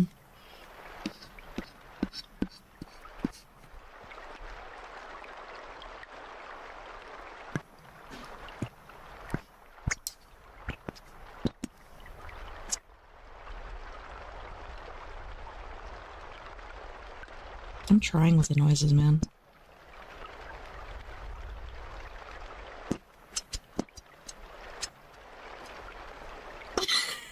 It's really goopy. I don't know what I'm doing, you guys. Listen. Hey.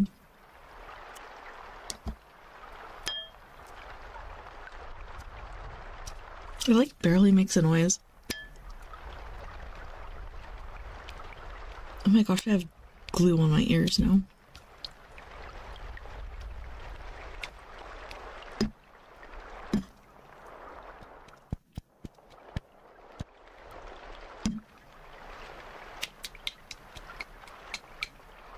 I need a bigger bowl with more glue. Mama has no idea ASMR. Hi. Some schlop.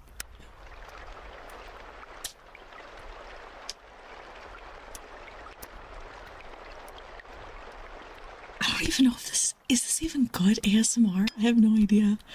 Please. How do you get glue on your ears? I accidentally, because it's a 3DIO. So they actually, the binaural microphone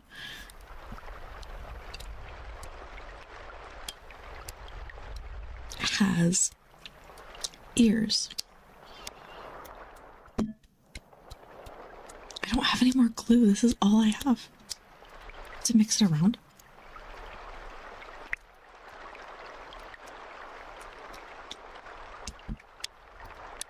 Yeah, the mic's ears.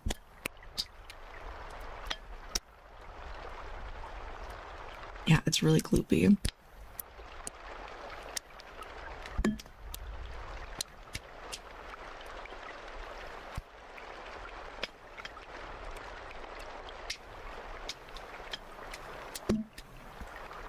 I hope this is what you wanted.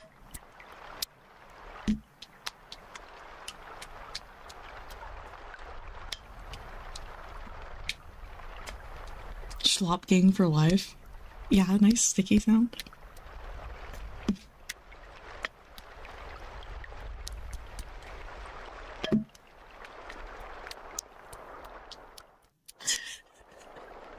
I have no idea what I'm doing. Some more?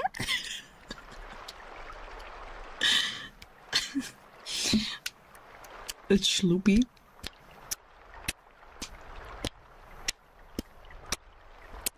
Thanks, Victor, for the membership.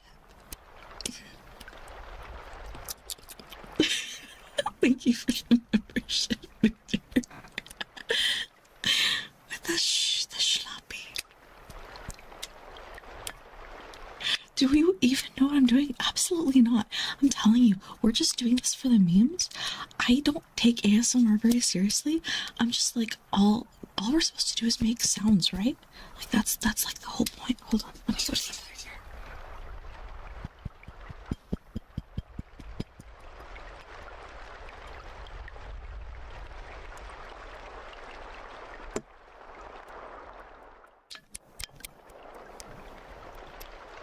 You make sounds all the time. This isn't a meme. I enjoy these gleepy sounds. Oh, I already read a story. Now I'm just making noises. So, Mama read the littlest homegirl. I'm just kidding. The Little Mermaid by Hans Christian Andersen. And I did a little bit of like reacting and stuff. Sounds chill. Yeah, I already read The Little Mermaid. And now I'm just doing weird, random ASMR like noises because I don't know what I'm doing. I've got the binaural mic, and it's kind of just like, well, I'm done reading stories. Yeah, just some relaxing sounds, just chatting. Mama noises. Gloop, gloop, gloop. For the longest time, I thought I was hearing the voices in my head. It's just Cha-Cha. It sounds amazing. Thank you. I'm glad that you like it. This is the best I can do.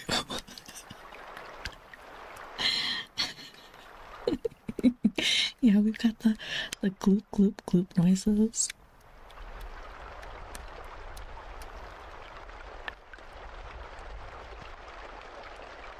How's your day been, you guys? Like, what are you guys planning on doing for the rest of the night? Hold on, I need to move my little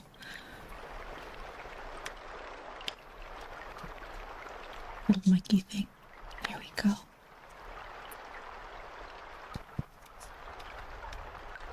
The gloopy noises are fire. Well, thank you for suggesting it, Mint Tim. Ooh, you found clothing for a special event on Saturday? That sounds so good. Are you allowed to disclose what kind of special event? Like, you going to like a quince? You're gonna go to a wedding? Just like a friend party, something? Ooh, Genshin, that sounds like fun. What about me? So, Doctor and I just finished Invincible. What's the pun, Orion? Ooh, Genshin sounds really fun, honestly. Oh yeah, you could disclose it on Discord for sure. For sure.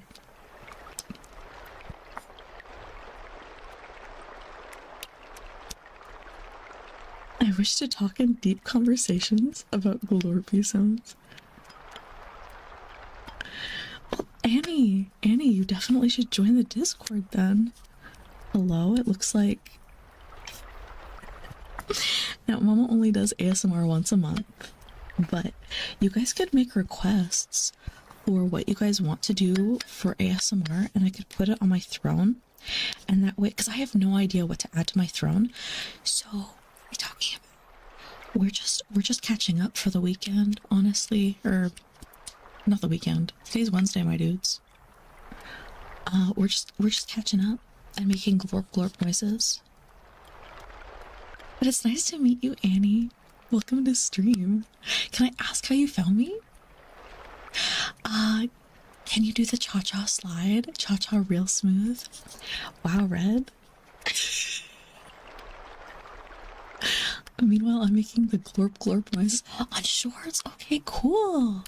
Cool, Annie. That's awesome. Which short did you find me for? I know it's Wednesday. Not wide? Wild? I know. So original. Crisscross, crisscross, applesauce. I need more suggestions for the noises.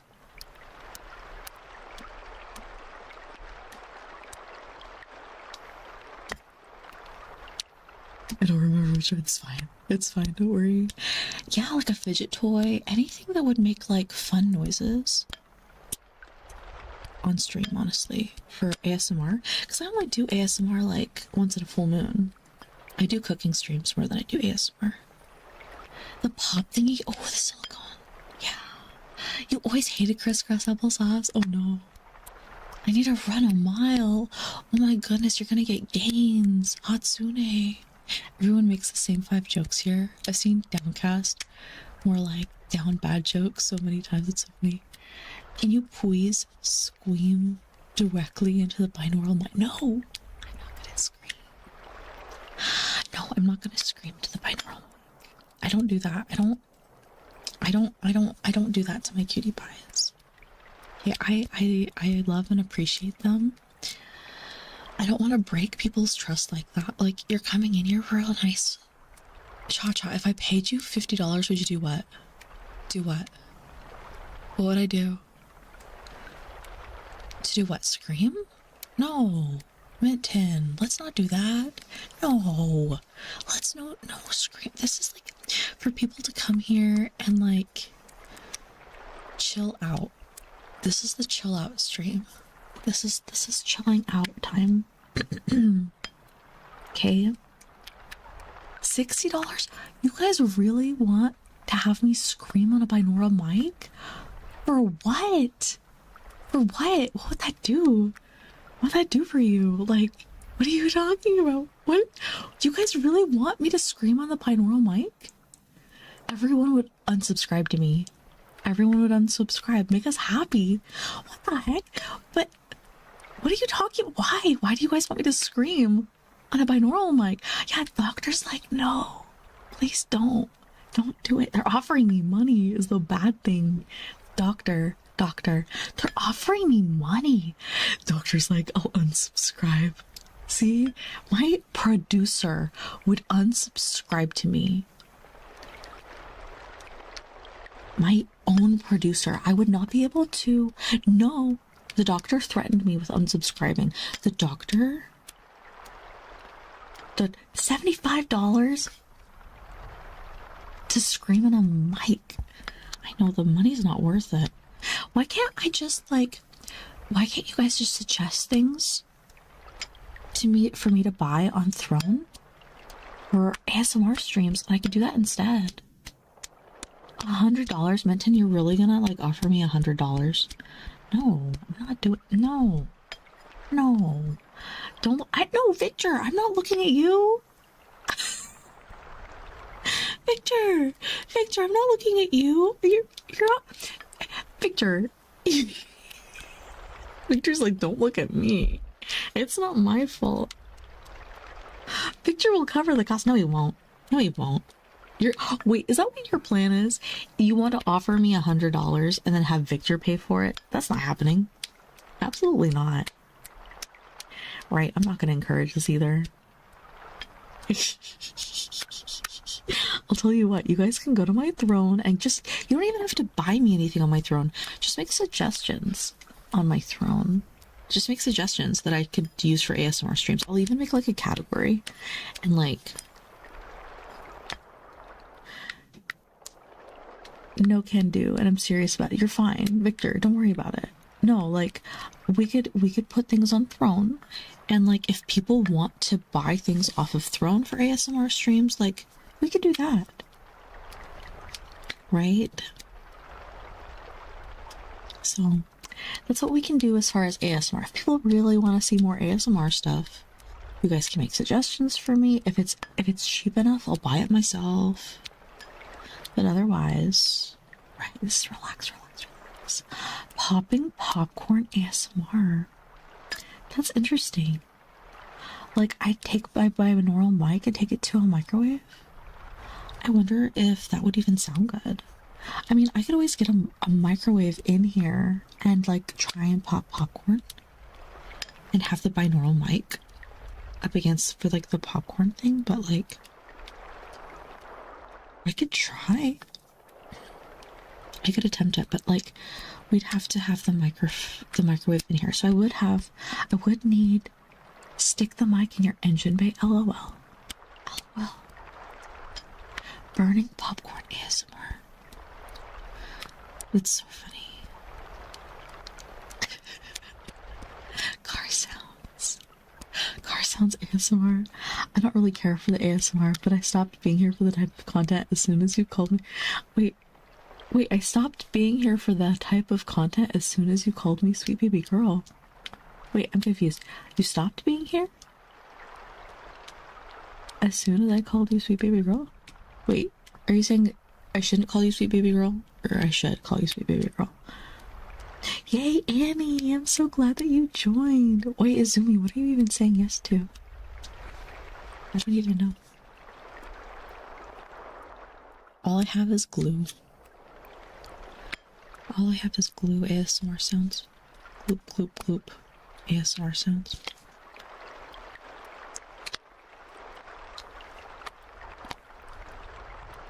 Like, the type of content was no longer the reason I was here. Thank you, Victor. You're here because, like, you love being here? I don't have any more glue. I can try, but, like, it's not coming out. It's empty. And this is empty. I'm sorry. This is empty. Empty glue. Who's Fred? Who's Fred indeed? Like, who even is Fred? I don't even know. Oh no, I've got glue on my fingers. You can call me sweet baby girl if you want to. Okay. Okay. If you don't want me to call you sweet baby girl, it's fine. Ow, is this bad? Is this bad noises?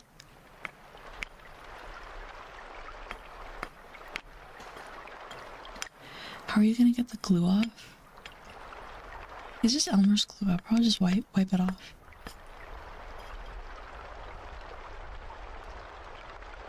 You dinked the spoon in the bowl.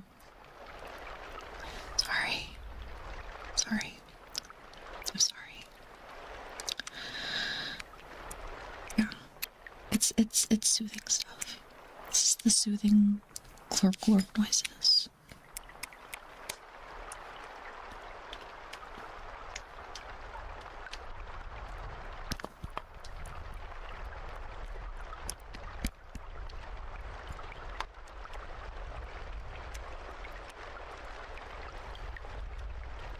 What? The pun is gloopy. In case you missed it the first 2 times, Cha-Cha, the obvious pun is gloopy. Wow, Ryan. Is that the pun? Kind of pleasant. Hi, Zach Matthews. It's nice to see you. Hi, Francisco. It's nice to see you. It's pouring hard right now. That sounds so nice, though. I love rain sounds. Rain sounds are kind of the best. But I'm just a big fan of that.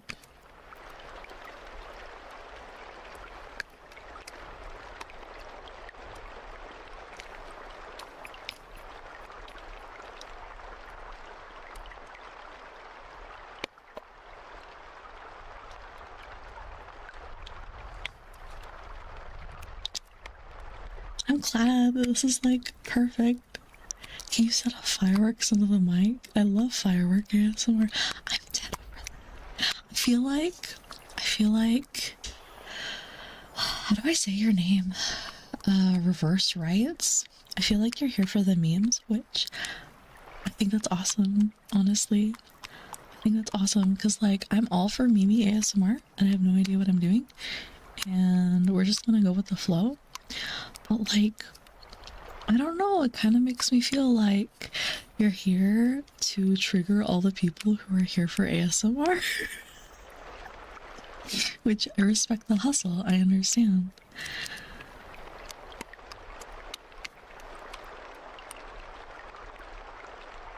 This sound isn't making me a little nauseous. Are you being sarcastic at me?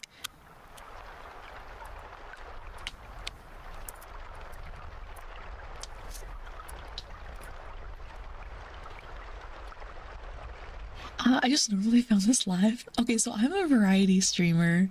This is not what I normally do. I'm just doing ASMR stuff right now for the memes. We read The Little Mermaid earlier. Like, I don't know, like an hour ago. What shade of purple is my hair? Whatever shade of purple this is, dark purple. I'm normally a gamer. So typically I'll do things like I've been playing Pal World. I also do Lethal Company. Like this Saturday I'm playing Lethal with some really cute VTubers, honestly. And then Stephen King, I'm dead. Hi Zach King, hello. And other variety games. This would fall under variety though, would it? Yeah, I also do live cooking streams. Your brother and you are obsessed with. I do lots of Nancy Drew. I religiously play Nancy Drew every single Thursday, which is like an older game, but I'm obsessed with it. It's like a point and click series. Saturday is a big night for you and you're nervous about. Don't be nervous, Victor. Oh my gosh. No. There's Zach King over on Twitch. So there's Zach Matthews over on YouTube, and then there's Zach King, who is over on the Twitch side. So there's two Zachs. Did Zach come? Did Cha call me Zach King? No, we've got two Zachs. So, but cooking streams on Saturdays. Lethal, Pal World. Yeah, another fellow Zach. Let's go. Other variety games. I'm not afraid of playing games. I am willing to fail really hard at things for content because I know that some of you just feel like it's really entertaining to watch me fail, which I get it.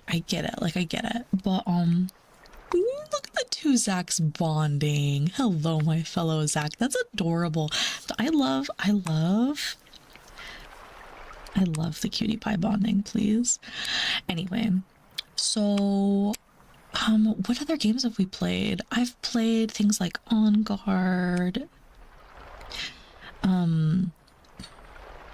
Cooking Companions,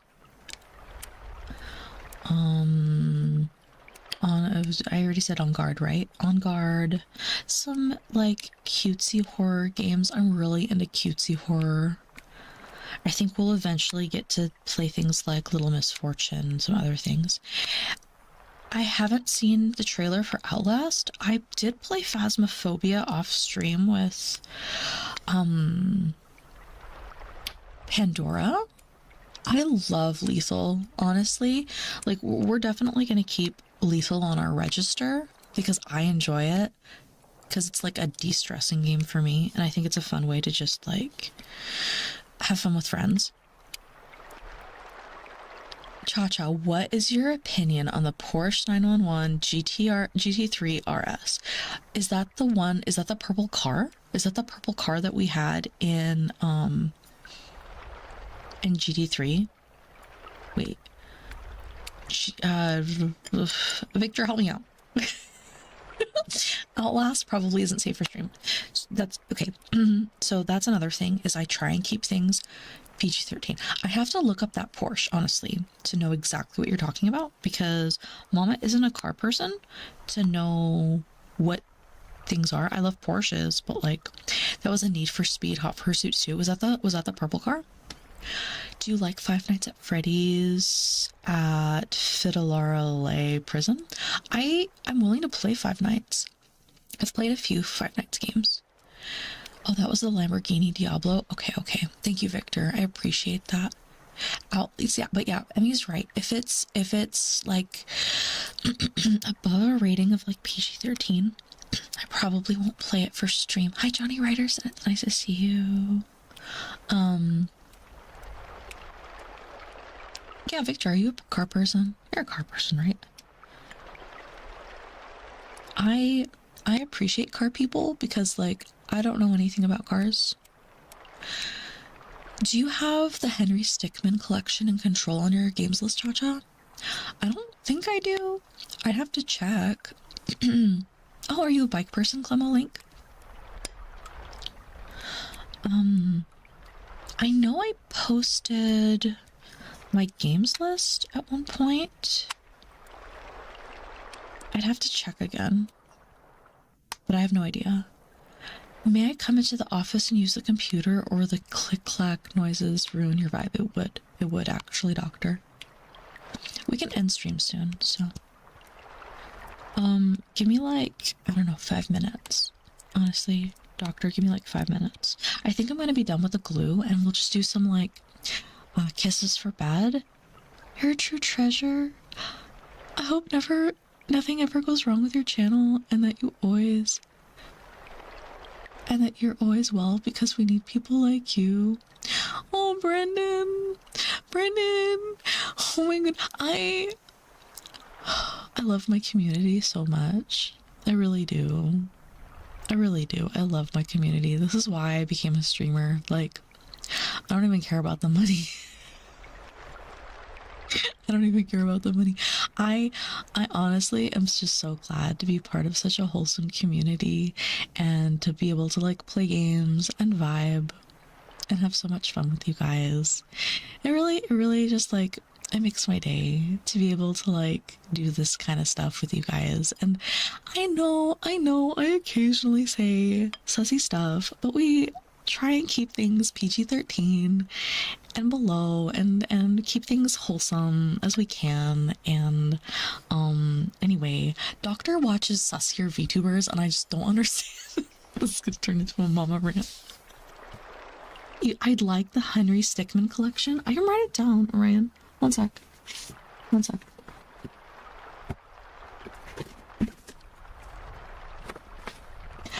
Cha-Cha, were you a scooter kid or a skater kid? Mama was a bike kid because Mama couldn't use a scooter or a skater because roller skates, because Mama would fall down because Mama was a clumsy person. So Pandora's not sussy. I'm not talking about Pandora. Henry Stickmin. I'm not talking about Pandora. I'm talking about how Doctor watches streamers from, what is that called? What is that? What is that one sussy VTuber company? I can't say what the he listens to this one VTuber with, like, blonde hair and buns in her hair, and she's got little halos on each bun. I don't remember her name, but she calls herself a lemon stealing beep. Hi, Ginga. Hello and welcome home. But she calls herself a lemon stealing bleep, and I can't say that on stream. No worries, any edits. But anyway, Doctor watches super sussy streamers and always gets after me for, like, the littlest stuff. Mama doesn't even swear on stream. A lemon stealing bleep. Fill in the blank. Like, I can't repeat it because the thing is all of my mods would cancel me. All of my mods. They'd be like, why did you say that on stream? We don't say that. And, like, yeah. It's one of those things where it's funny because oh, poor Emmy. She says no more internet. I'm sorry, Emmy. But a VTuber whom steals lemons. Discord mods versus mama. I'm ready if you say it. B is like, we're keeping this as wholesome as possible. So my mods are more wholesome than me sometimes, I swear. But like, I'm the one who initially set up the rules because I'm under duress by the doctor all the time. And I'm not allowed to be who I am.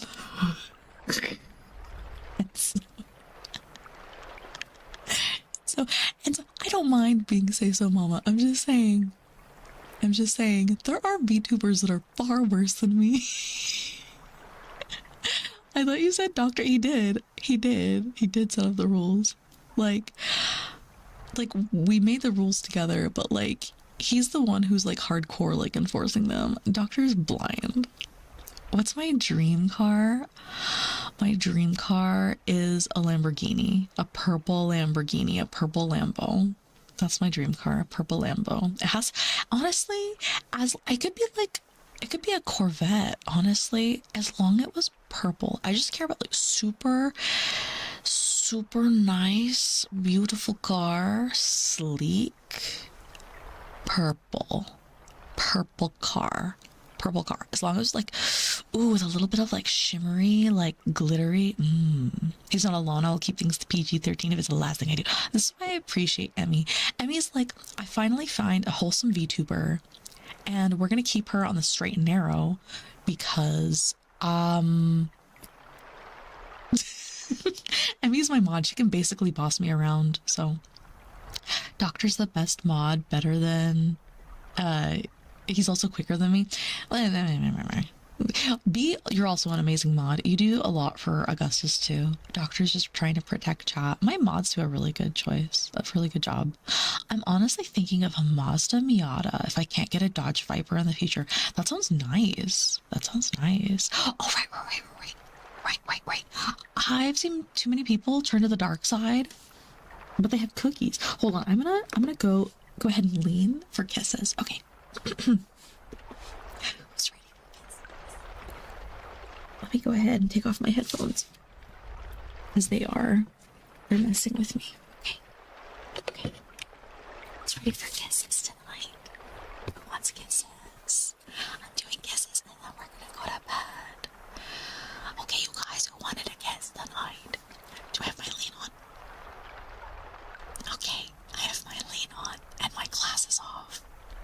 So, we're gonna do some kisses and then we're gonna go to bed. Okay? Kisses. You look weird with all the glasses. What the heck? You know what? Doctor said the same thing. He was like, you're gonna start wearing the glasses and then like you're gonna take them off and people are gonna be like, oh my gosh, you look so much better with the glasses on, or you look weird without your glasses. And now I'm having a conundrum about my whole life. Like, please. What do you mean my face is bare? I cannot. Oh my gosh. Can you give any kisses my way to Emmy? She deserves them all. Sure. One for Emmy. Here you go, Emmy. You. I'm gonna take my phone off of this thing. Hi. It's nice to see you. Okay. Who else wanted to kiss? Johnny Ryder said one for you. Oh, wait. Hold on, my lead. Where's my lead? There you go. Okay. Hold on. I need to position this better. Because this is ridiculous. 1 second. Yeah, Brian, 1 second. 1 second. Technical difficulties. I need to move my Scarlet. Whoops. Sorry. I think we can lean better now. Wait. There we go. This is busted. Okay, and then, yeah, one for Hatsune Miku. There you go. And one for Brian. There you go, for Brian. You're gonna go to sleep. Have a good night, long slipper. It's nice to see you. Refer the kiss to Emily, please. Okay. There you go, Emily. Zach Matthews. There you go, and Minton. There you go. This is so difficult to do kisses. I'm more like